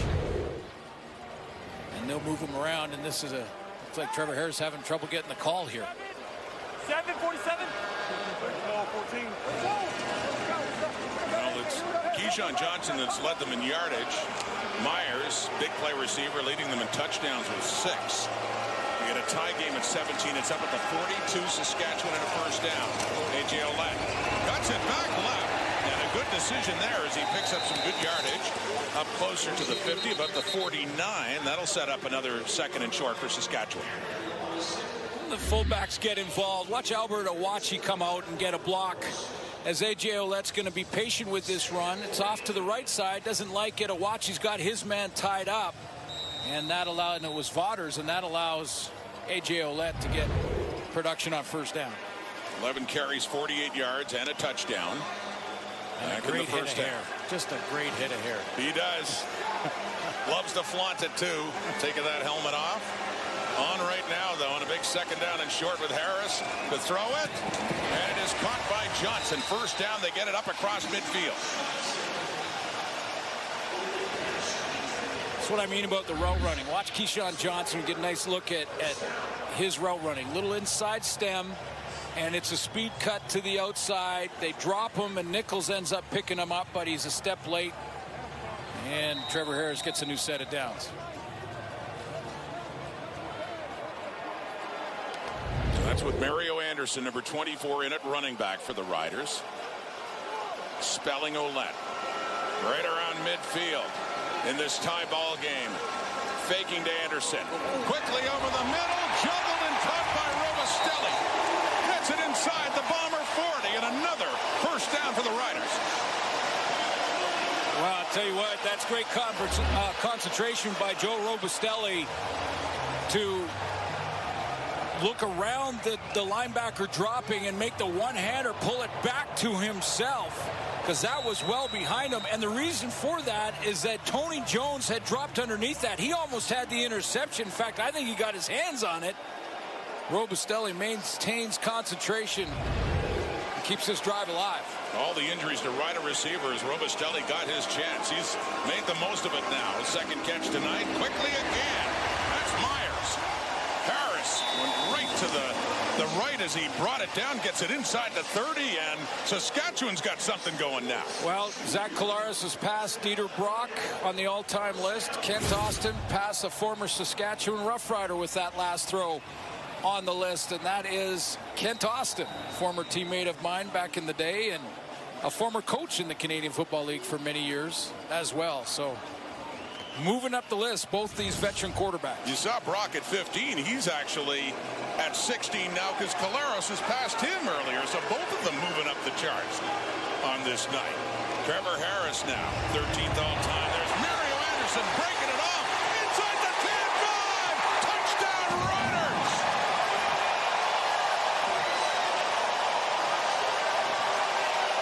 What an answer by the green and white. They have the lead again. Mario Anderson, last 3 games with just 8 touches. He comes in and spells A.J. Ouellette when he needs a rest, but he brings something different to the table. Look at that burst of speed in the hole. Nice low center of gravity, tough to bring down. His first major for the Roughriders. The great burst, and then it looked like Trey Vavel had him, and he broke that tackle around the 5 and took it in. Mario Anderson spelling off A.J. Ouellette in the best way possible. Another touchdown on the ground for Rider running backs. Brett Lother putting it left and missed that point after it. And we'll be hearing about it a bit too. There's been a lot of heat on him lately, as you talked about. So it's a 6-point game. But Mario Anderson has the touchdown that give the Riders the lead again. Let's go back to the touchdown. First of all, nice block off the edge from Albert Owachi again. And watch the down block here from Jamarcus Hardrick. Bramer's going to pull and get outside and help out on Owachi. There's the down block by Hardrick. Owachi on the edge player. And Mario Anderson through that hole. There's the burst to outrun any angle from the DBs.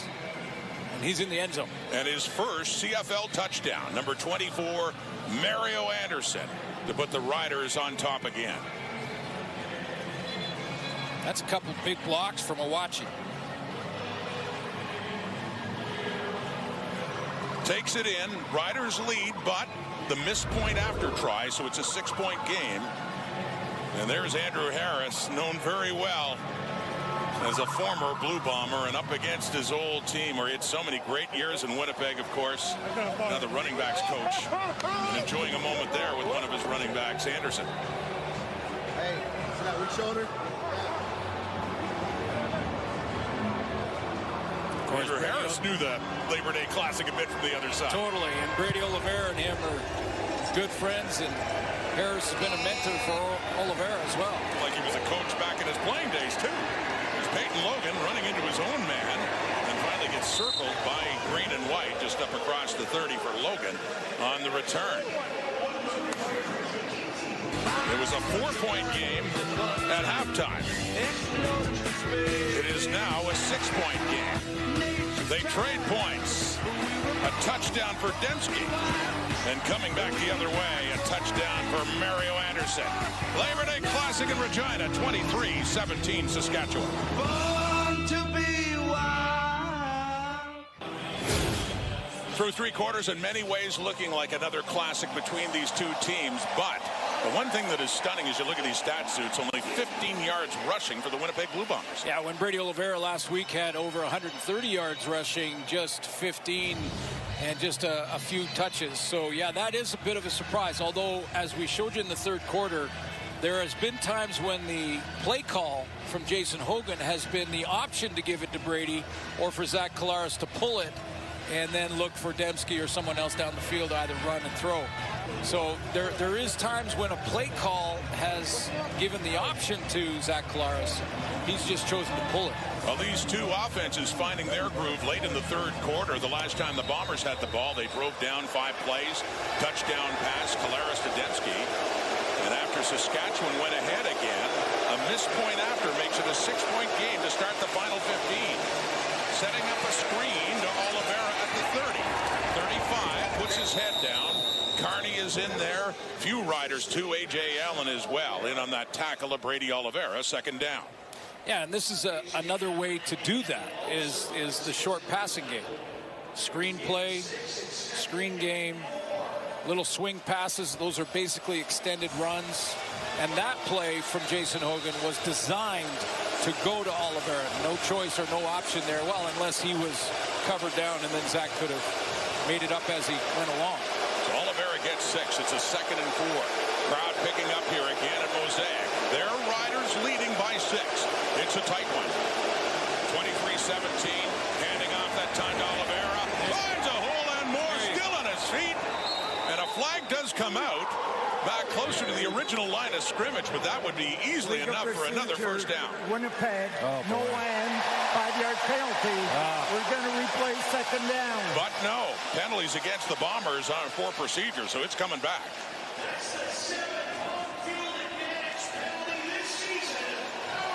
An illegal formation where the offensive line has to be covered by a receiver. The officials didn't see that, and it takes a momentum-building play off the board for the Winnipeg Blue Bombers. Because that was the kind of play that they rally around. The extra effort from Oliveira, the extra yards at the end of the run. And now they're in second and 9. Instead of what would have been a big first down for the Bombers, trailing by 6. Yeah, 8 touches, 16 yards. Rushing. That's it.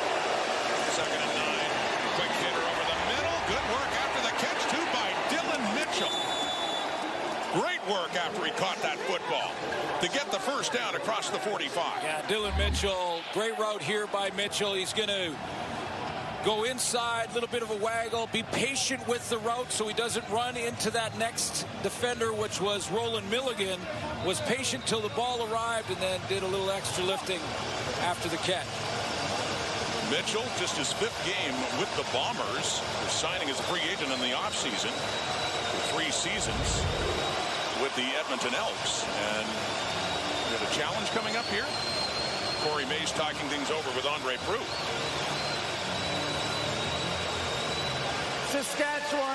Saskatchewan is challenging the previous play for offensive pass interference by Winnipeg number 10. The play will be reviewed by the replay center. There you go.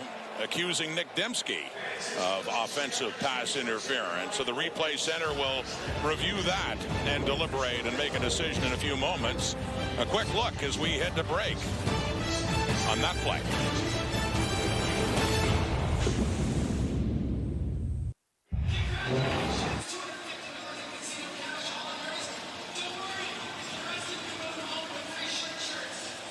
Yeah, this is exactly, that's called blocking downfield and is a penalty.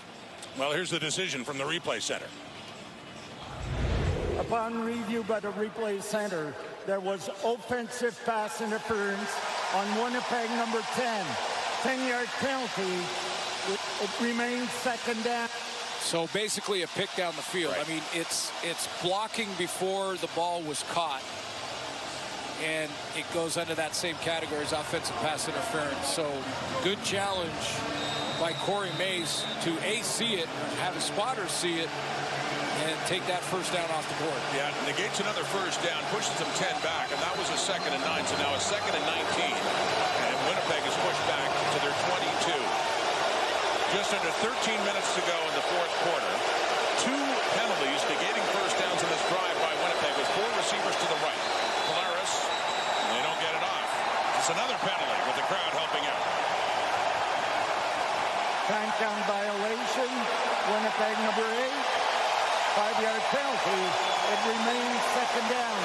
Yeah, you want the crowd to get louder. That'll help. Yeah. This is the crowd. That's the crowd-generated penalty right there because the receivers, as they were hitting the line of scrimmage, couldn't hear Zach Collaros. They had to look down the line. He had to hold them at the line, so the timing on the waggle was completely off, and they get the procedure call. Back to their 17 now. They're going backwards. Get a 2nd down and 24 now. Setting up a draw to Oliveira. And working his way up across the 25. The ball comes out. The Riders have the football. And what's the ruling here by the officials?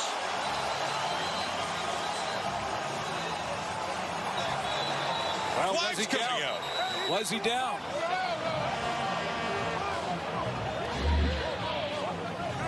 Whole bunch of field position at stake on this.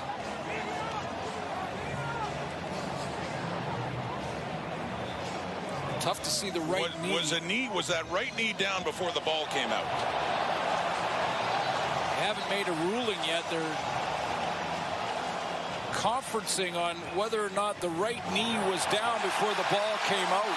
That is so close. What a big moment this would be. What a big decision. The ruling in the field is the ball carrier fumbled the football prior to his knee being on the ground.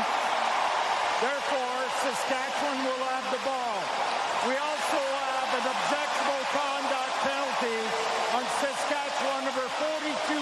We're going to go back 10 yards. Saskatchewan football. On that 2nd and long, Brady Oliveira got some of it back, but that ball came out just as the knee was hitting the turf. It is ruled a fumble.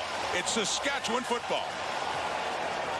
A.J. Allen hustles over to make the hit and then strips Brady Oliveira.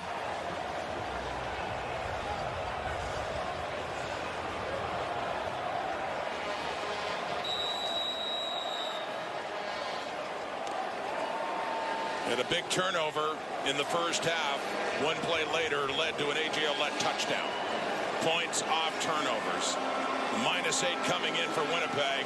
It bites them here. Saskatchewan ball. A.J. Ouellette breaking through. Had that touchdown in the first half and has a good carry right there. Getting deeper into the Bomber zone with their 6-point lead. I guarantee you A.J. Ouellette has learned this patience in the hole from Andrew Harris. He presses the line of scrimmage, and he's going to wait for his blocks to be set up so his O-line gets the angles they need so he can break one way or the other. That's vintage Andrew Harris right there.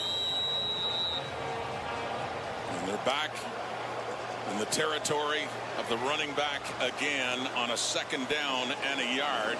It's actually Tommy Stevens out for short yardage.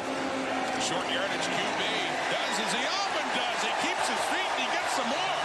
Big Tommy Stevens running hard. Gets it down to about the 17 of Winnipeg and a first down. I'll tell you what, we got 2 great short yardage quarterbacks in this game, don't we? Tommy Stevens is one of them. Watch the extra effort from Stevens at 245 pounds. He wants to get involved in this game, and if we haven't seen a lot of the short yardage plays in this one, but we have seen a little of Chris Streveler, and Streveler is a similar player. Harris back in. Riders pressing. Up 6. Back to Ouellette. Breaks it right. The AJ train inside the 10. And now he's down inside the 5. And we got a 1st and goal coming up here for Saskatchewan. Didn't catch the number of the Bomber who had a chance with about a 2-yard gain. When AJ Ouellette breaks to the right here, Joe is helping out on Jefferson. There it is right there. Dietrich Nichols had a shot at him. If he gets him there, he's about a yard past the line of scrimmage, but AJ Ouellette jumped out of that tackle in a hurry. He has 13 carries, 70 yards, and a touchdown. He gets a break. Mario Anderson at a touchdown earlier in this half is in, has the ball. 3, 2, 1, pushing towards the end zone, and another Saskatchewan touchdown. Anderson again. Riders add to their lead with more points off turnovers. Now here's a question, Coach Smith. Do you go for 2 because Brett Lowther missed on the extra point on the last touchdown from Anderson? 12-point game. I think you would. But let's take a look at the blocking up front. And Mario Anderson getting a chance to get not just 1, but 2 touchdowns. His first 2 in Canadian football. And he goes with the help of his O-line. He goes through Tony Jones to get there on the second one. There are 2 fouls on the play. Both fouls occur after the touchdown. First one, misconduct 15-yard penalty on 62 Saskatchewan. Misconduct penalty on Winnipeg number 0. Both penalty offset each other. Convert. So it's the left tackle, Peyton Collins, and the safety for Winnipeg, Cam Allen. The bottom line, they negate each other, and it's another touchdown for Mario Anderson in his first year out of Memphis. And they will indeed, Coach Suter, be going for 2. See if they can make it a 14-point game. It stands at 12 right now.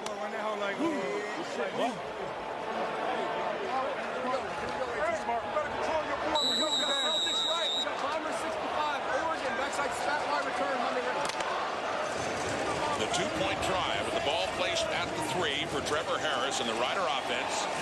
On here, we'll see if they can make it a 14-point game. Looks to throw to the left. Wide open, they get it. Joe makes his presence felt in his return to Saskatchewan. Boy, he quickly became a crowd favorite here. They'd love to have him back in the green and white. Off the fumble recovery. Anderson finishes it off with 2 more and some icing on the cake for a Joe in a 14-point game. One of the trademarks of the Labor Day Classic between these 2 teams is it's always close at the end. Well, Saskatchewan would like to change that trend. Brady Oliveira, not like last week against Montreal. The Riders defense has done a good job against him. He's got another touchdown from Mario Anderson as Lowther kicks off. Now a 14-point Saskatchewan lead with under 10 minutes to go. Peyton Logan has it. And he is taken down with a flag coming down as well. AJ Ouellette, productive game, has a touchdown, and so does the other running back. 2 touchdowns for Mario Anderson. Yeah, it's an ideal situation when AJ Ouellette does a lot of the heavy lifting. He's got 13 carries, 70 yards, and then you put fresh legs out there. Get Mario Anderson with those fresh legs. He's got a little hop in his step and gets his first 2 majors in Canadian football. A little bit excited, you think, on Labor Day? And they came on his last 2 touches, so 3 touchdowns on the ground for the Riders. 1 Ouellette, 2 Anderson. There is no infraction on the play. So no penalty there. But in 13 games, I should say, with Memphis last year, 1,362 yards rushing and 18 touchdowns for that man, Mario Anderson. First year in the Canadian Football League and having his best day as a pro, to be sure. In this Labor Day Classic, 9.5 minutes to go. Rider fans picking up. It's 31-17 as the sun setting on Winnipeg. Off to Dembski. In behind the line and works his way up closer to the line of scrimmage and no further than that. Dembski. They're all DeMarcus Fields coming in. You know, a two-possession lead, your defense plays with great confidence. That's my Captain Obvious moment right there. But that's also where you can maybe get a double move in behind them. That would, for me, if you're the Bombers, you're looking at Carrick Wheatfall possibly, or Dembski. But you get that double move because they're playing so aggressively with a two-possession lead. And it's a second and long now, loss of about a foot. So more than 10 yards for the Bombers, and Collaros now facing the heat. And he dumps it off for Oliveira and just threw it a little too far for him to catch. So the Rider defense toughening up here at a critical point in this game, and brings a little smile to the face of their head coach as Winnipeg's going to have to punt the ball again.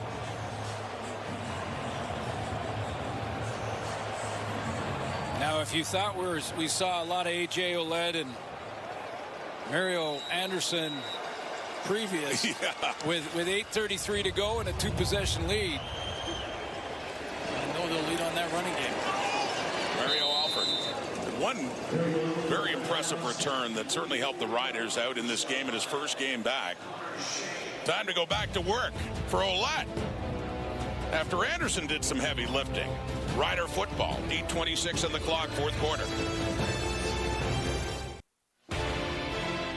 CFL OK Tire Labor Day weekend action started today, and it resumes tomorrow with a doubleheader. The Argos taking on the Hamilton Tiger Cats, 2 Eastern, 11 a.m. Pacific time, and then the Calgary Stampeders, watching closely, I'm sure, in second in the West at 7-3, host the Edmonton Elks, the Alberta rivalry. And the Elks, Mark Killam, finally got something going, stringing some wins together. Yes, he does. And remember, Labor Day weekend, the records don't seem to matter as much. All bets are off. Yep. It's the Riders in this latest meeting. They lost last year. They've lost 3 of 4 to Winnipeg. But they're up 14 right now. On the ground, the running game has been a difference in this. Saskatchewan has certainly run the football with 2 backs better than Winnipeg has. Yeah, 112 plus whatever A.J. Ouellette just got on that run, versus the Bombers, who usually really lean on that run game with Brady Oliveira, with just 23 yards rushing in this game to this point. And now down 2 possessions.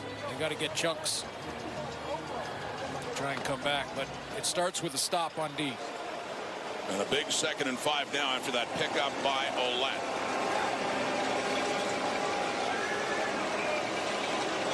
See that penalty yardage.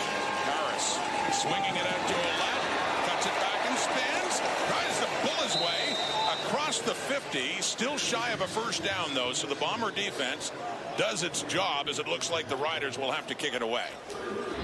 Yeah, the defense does what they needed to do to cue the comeback if there's going to be one, and they get the stop on 2nd down.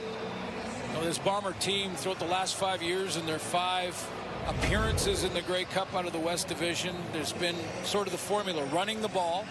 They're behind in that category for Michael O'Shea in this game tonight. The giveaway takeaway category, they're behind again in that category here tonight. And then penalties. They've always been tops in the league in those 3 categories in their 5 years at the Grey Cup. Uncharacteristic is Joe Couch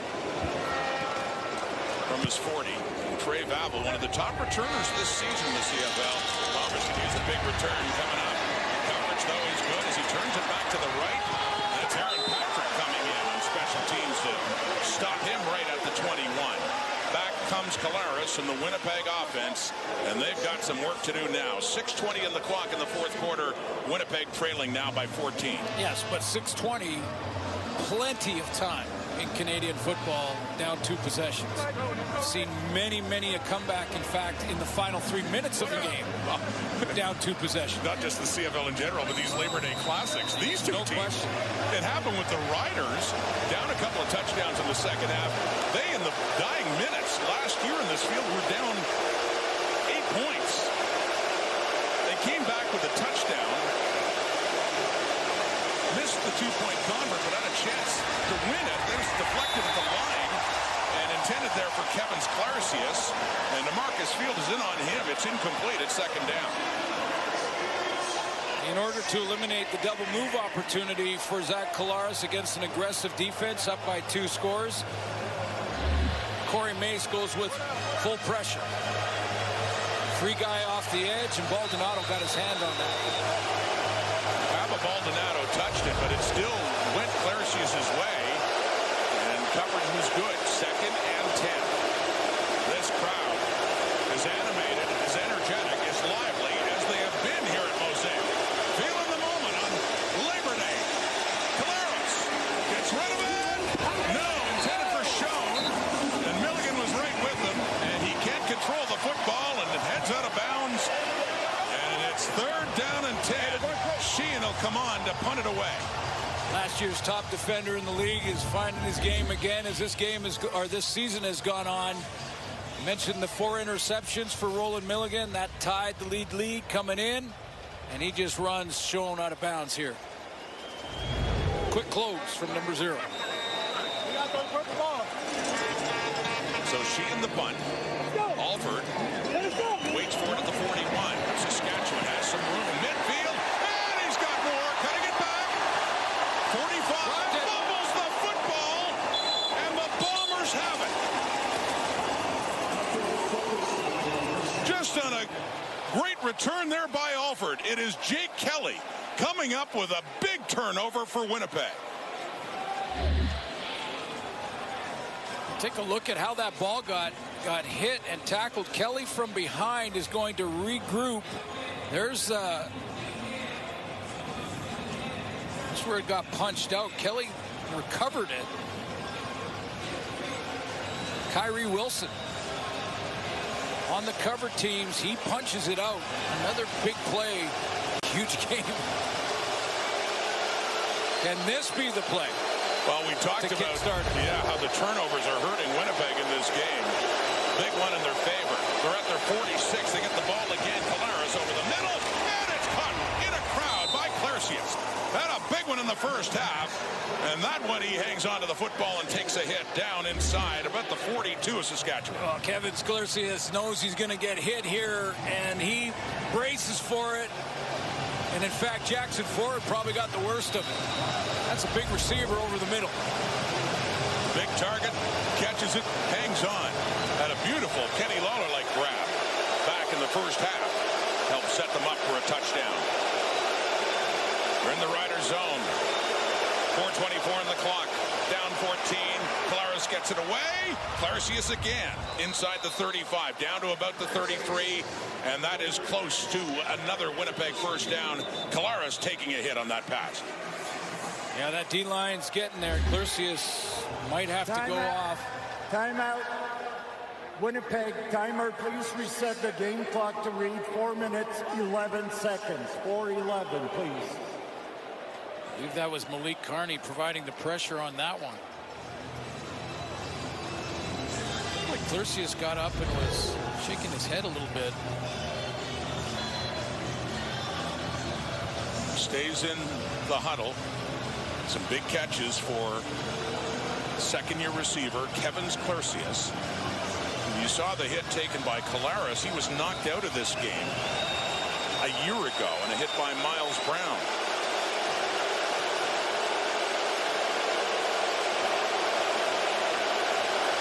Second and 1 after that pickup.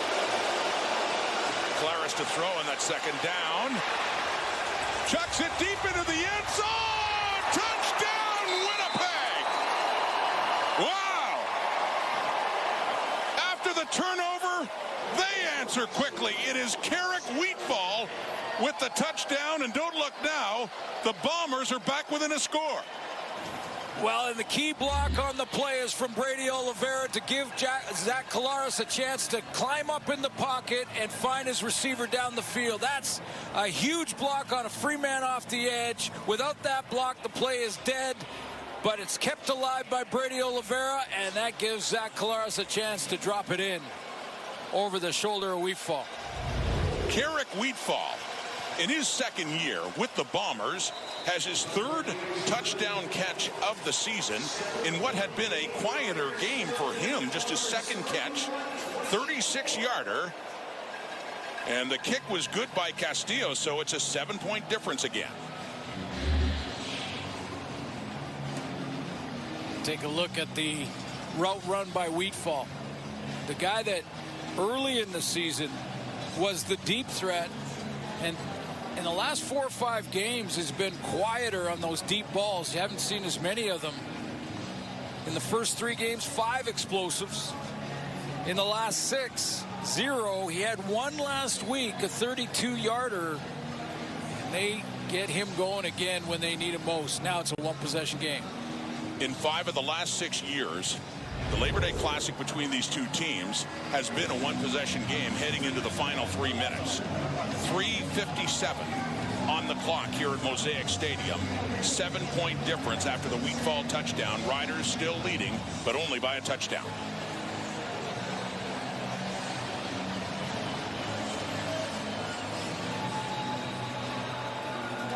It's about as quiet as I've heard this crowd this afternoon or this evening. Yeah, touchdown by the Bombers will do that quickly, make it 1 possession, and now goes to Trevor Harris. His turn. Dante Myers on the return. Up to about the 37. And the tackle there by Woodby. So Trevor Harris back on. By no means is this over yet. Still plenty of time. 3:51 after a 3-play, 64-yard drive. After the fumble, Mario Alford gave the Bombers good field position to start their drive at their 46. And Trevor Harris doesn't have to get conservative here. There's too much time left. Got to run the offense, which has been a little mixture of A.J. Ouellette, some Mario Anderson, and then the ball to Myers or Keyshawn Johnson. Across their 35 now. First down. Harris to Ouellette, left side, spinning, and he works his way up. A good pickup on first down.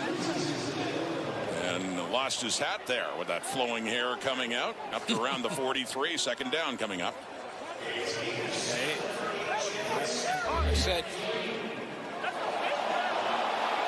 I think the crowd is reacting to a replay that there was my goodness, big-time face mask by Cam Lawson. A blatant face mask by Cameron Lawson, as Ouellette can't believe there wasn't a flag. A second down, 3 yards to go after that, or call it 4 after that pickup by Ouellette. Back to him. Cuts it back inside and gets pulled back again. Shy of the first down. Got it just across the 45, but still just a few yards ago. It's getting very rough in there, in the trenches, for the Riders and the Bombers.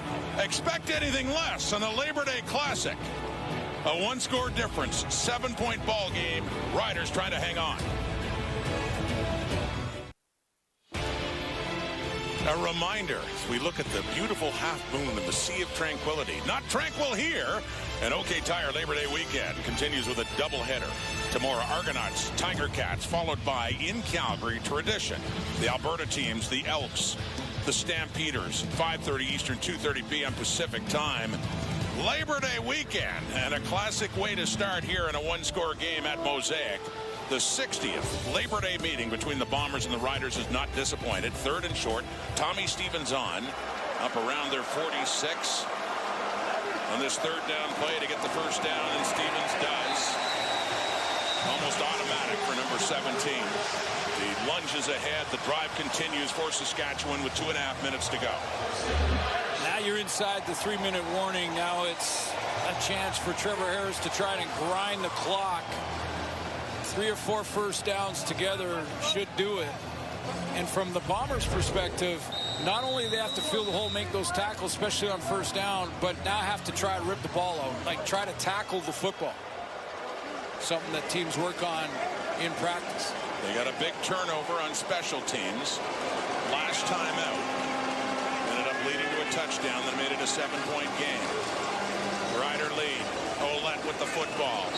And doesn't get much that time, a yard or 2. It'll be a 2nd down and long coming up here for the Riders with 2:01 on the clock in the 4th quarter. Winnipeg. This is Cam Allen, the safety. This is what I mean about just playing the play now and trying to strip the ball in a running play. That's the safety. Should be deep in the middle against any pass threat. But he knows they're not going to pass on first down, so he's up at the line of scrimmage helping out on the tackle. And he didn't get anything that time. This is 2nd and 10 coming up. The ball is spotted at the Saskatchewan 49. A big 2nd down play coming up here for Trevor Harris and the Riders, and of course for that Bomber defense. Hoping to put the ball back in the hands of Zach Collaros one more time. So Winnipeg used their timeout. They don't have another one, which means they also don't have a challenge. Here we go. Labor Day Classic. Gonna be a classic finish. 2nd down. Harris quickly to the right. It is caught. It's Keyshawn Johnson with Dietrich Nichols there, but Johnson has the big catch and a first down for the Riders. Great route by Keyshawn Johnson. He runs this 2-cut like it's going to be a corner and then brings it back to the out. Timing is bang on there for Trevor Harris. It's out, it's the corner, and then it's back to the out. And watch the precision on this route from Keyshawn Johnson. The timing is there on the throw, and then he's going to come back towards the line of scrimmage right on the sideline. Big time play. Clutch moment for Harris and the Rider offense, and Keyshawn Johnson now to the 48 of Winnipeg. First down and 10. Back in the hands of Ouellette. Puts his head down inside the 45. And that first down, running hard still, is A.J. Ouellette. And borderline Brett Lawther field goal range if they elect to conservatively run the ball again on 2nd down. If they don't get it, the Riders, do they send Lawther out there for the field goal attempt? I think Trevor's going to try and throw in this down. Lawther's 1 for 1 in field goals, but missed an extra point. And on a later touchdown, the Riders went for 2, got that point back. 31-24, 2nd and 6 after that pickup by Ouellette. He is 89 on the ground. Quickly caught. No! Johnson, Nichols there. Looked like Johnson had it for the first down. Instead, the 3rd is coming up. They're scrimmaging from the 44. Be about a 51-yarder. That's a great play. Again, Keyshawn Johnson with precise route running, balls in his hands, but Dietrich Nichols, the veteran, 6 knockdowns coming in. That's maybe his biggest of the season to give his team a chance. Now, Trevor Harris remains on the field. The offense is still out there, not the kicking team, on this 3rd down and 6 to go at the Winnipeg 44. Lawther stays on the sideline. Instead of going for a 51-yarder, which would effectively end the game, make it a 2-score game. Big 3rd down coming up here. And he's going to punt it. A little quick kick. And a good one it is for Harris as Nichols takes it down at the goal line and then gets tackled in the end zone. They ruined that. They award a safety? Romastelli coming in. They do. It's a safety. It's 2 points. And they get the ball back. And they get the ball back, and it's a 2-score game. A 9-point difference. How about that? Leaving the field goal unit off instead. That quick kick by Trevor Harris. Well, Dietrich Nichols recovers it in the field of play, and then he's in on the 2-yard line and then carries the ball into the end zone and then doesn't get it out and is tackled behind that goal line. The previous play is under review by the replay center. Now they'll make sure, again, like the forward progress discussion we had earlier in the game, was he hit just outside of the goal line, or did he not get out? It sure looked what like they're reviewing. So it sure looked like he had possession of that ball heading into the end zone. Oh, he did. And that would be a safety for the Riders. They are looking at it, but it sure looks like 2. Well, no.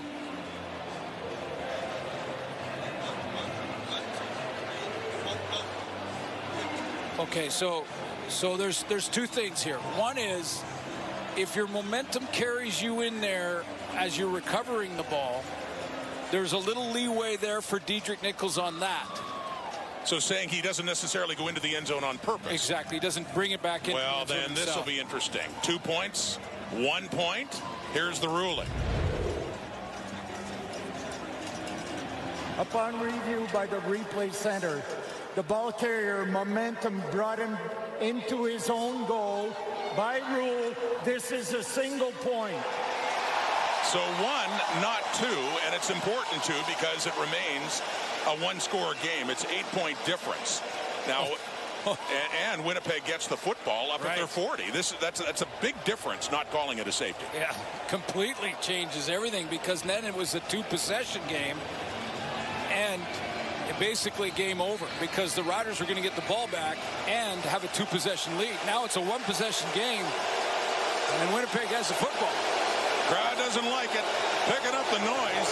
Collaros in the offense on Winnipeg. Well, they're down 8, but they still have a chance in this Labor Day Classic. Starting at the 40, 1:21 on the clock. Need a touchdown and a 2-point convert. Pressure, down he goes. Sacked again. Jameer Thurman coming in. A sea of green and white to make sure Collaros can't get the ball up. Jameer Thurman will occasionally run these stunts where he's going B-gap or even A-gap with the defensive line. And Zach Collaros, in our meeting with him this week, talked about Jameer Thurman and his ability to blitz. Second down, following the sack. Collaros steps up, throws it down to the left. It's incomplete. Intended for Wheatfall. Good coverage there. Marcus Sales was there. We got a 3rd and 10 coming up. 3rd and long, excuse me, about 14 yards after that sack. And this will be it coming up for Winnipeg. Yep, just got to keep getting a new set of downs and go down the sideline. Roland Milligan was closing quickly on that ball, too. 1:07 on the clock. 3rd and 14. The Riders have sacked Collaros 5 times. Looking to put the finishing touches on a Labor Day Classic win. Here we go. Collaros pressured out. A hook down the field for Dembski, who gets bumped, and a flag comes out. It was Jackson Ford the closest to Dembski and bumping into him, and a flag for pass interference is coming out against Saskatchewan. Now listen, there's no question to me that there's pass interference here. When I saw it live, there's a push by Jackson Ford well before the ball gets there. Defensive pass interference, Saskatchewan number 21. The ball will be placed where the infraction occurred and a first down. But I'll tell you what, number 10 did a real good job of slowing down on that route to create that contact. It's not, I mean, he didn't dive. It wasn't anything like that. It was just... The ball will be placed at the 17-yard line. It's point of foul, so it's where the foul occurred. It would be the 17-yard line. But you saw the subtlety from Dembski. He slows down on that deep route. The contact is created. The penalty flag comes out. Just when we think this classic won't come down in the final few seconds, it does. 58 seconds, under a minute. Bombers trailing by 8. They need to get to the end zone. Collaros picks it up and throws it to Oliveira underneath. He gets it down inside the 10. Close to another first down. Yeah, lots of time here for Collaros to run these type of plays in the hand of a playmaker inside the 10. Gets down to the 8. A 2nd and 1. 48 seconds. Here we go. And the short yardage carry. It'll be a 1st and goal coming up here for Winnipeg. Now, Bombers need the major and the 2-point convert.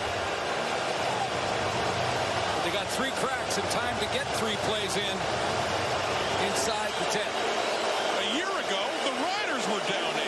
Got the touchdown, didn't get the 2, but got an onside kick and tried to get a winning field goal, but it came up short. Collaros again, 1st and goal! Touchdown, Winnipeg! And look who it is! Welcome back, Dalton Schoen. The Bombers are saying now, Weeks gets 6 points, 2 points away from tying this game. Spatial awareness from Dalton Schoen. Where's the hole? I found it. Will my quarterback find me in the clutch? Absolutely. Milligan's got to be careful for any deep route behind him. That's why he's playing off. It's down to this. Labor Day Classic finish. Again, 2-point difference. 30 seconds left.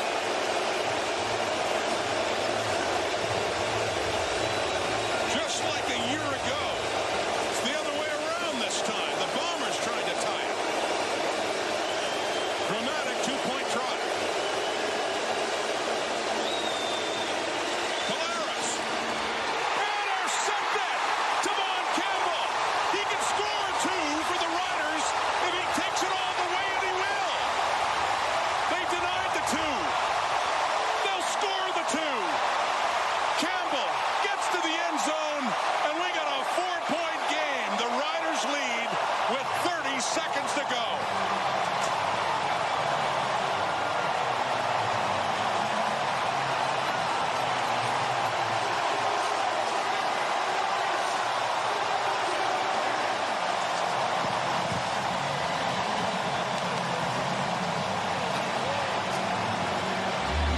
Tavon Campbell can fly. His closing speed is what makes him such a great DB.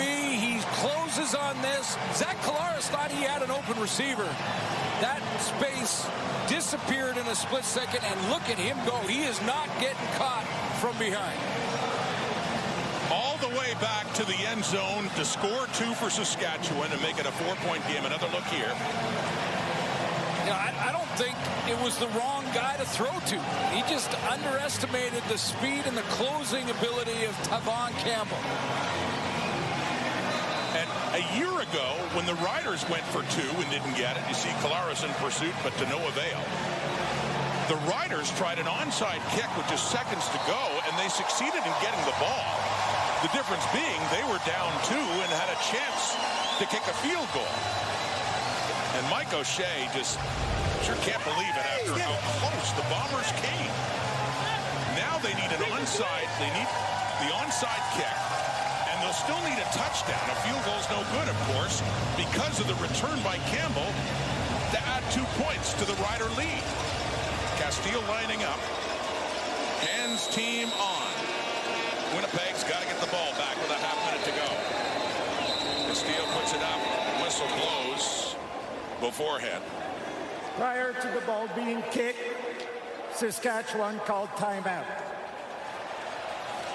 Get a quick look. You got the timeout anyway. Get a quick look at what the formation was going to do in the cover team. That's what Corey Mace was doing there. And then he wants that front line to get in the way of the cover unit for the Bombers and allow a clear area for Keyshawn Johnson to make the recovery. But he wanted to know if Castile was going to switch his approach and maybe go to the backside, to the 2-man side on the backside of the onside kick team. Kent Bajiri, the special teams coordinator for the Saskatchewan Roughriders, and some instructions. There's Keyshawn Johnson down at the bottom. Mike Miller, special teams coordinator. There he is right there. That's Keyshawn. These guys have got to keep any cover man off of it. Here we go. Steele putting it up. It's caught. It hits the turf, and it looks like the Bombers may have a shot at it here. Who gets it this time? Looked at first like it was caught, but it came out.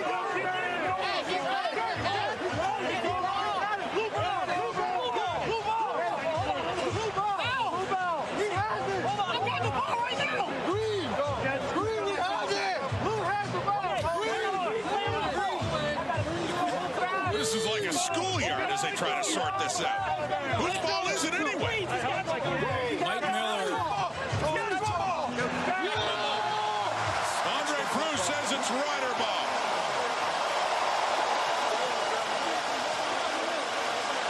Special teams coordinator Mike Miller anticipated the timeout and doesn't go to the outside kick. It's just a shorter kick closer to the interior. It's Milligan that takes it first, then he drops it. Clearly a fumble. Castillo has a chance at it. It pops out.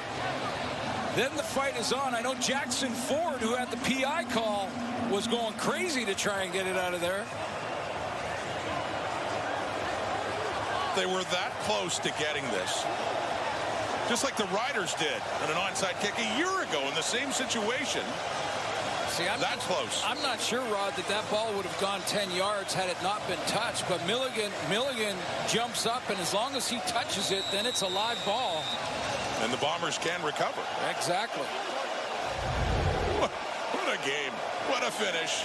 Finally coming to a close. Victory formation for the Saskatchewan Roughriders.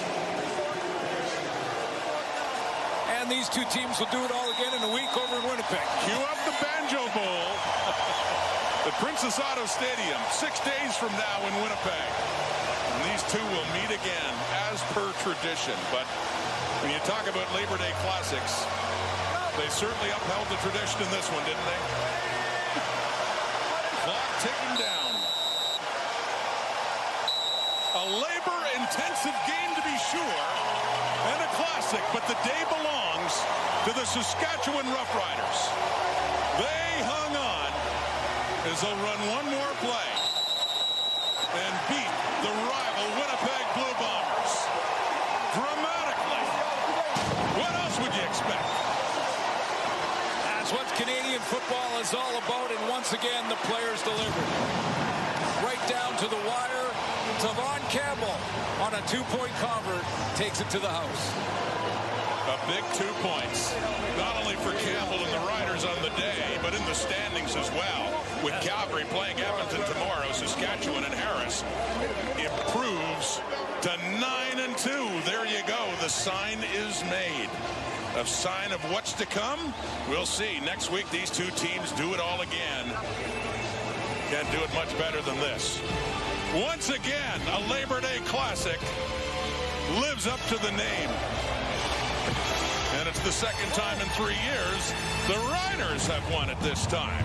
We're just getting started. 2 more tomorrow. Argos, Ticats in Hamilton, Elks, Stampeders at McMahon Stadium in Calgary. First 2 touchdowns of the career of Mario Anderson. As the Riders grind it out. Thanks for watching this Labor Day Classic. SportsCenter is next. Have a great night, everybody.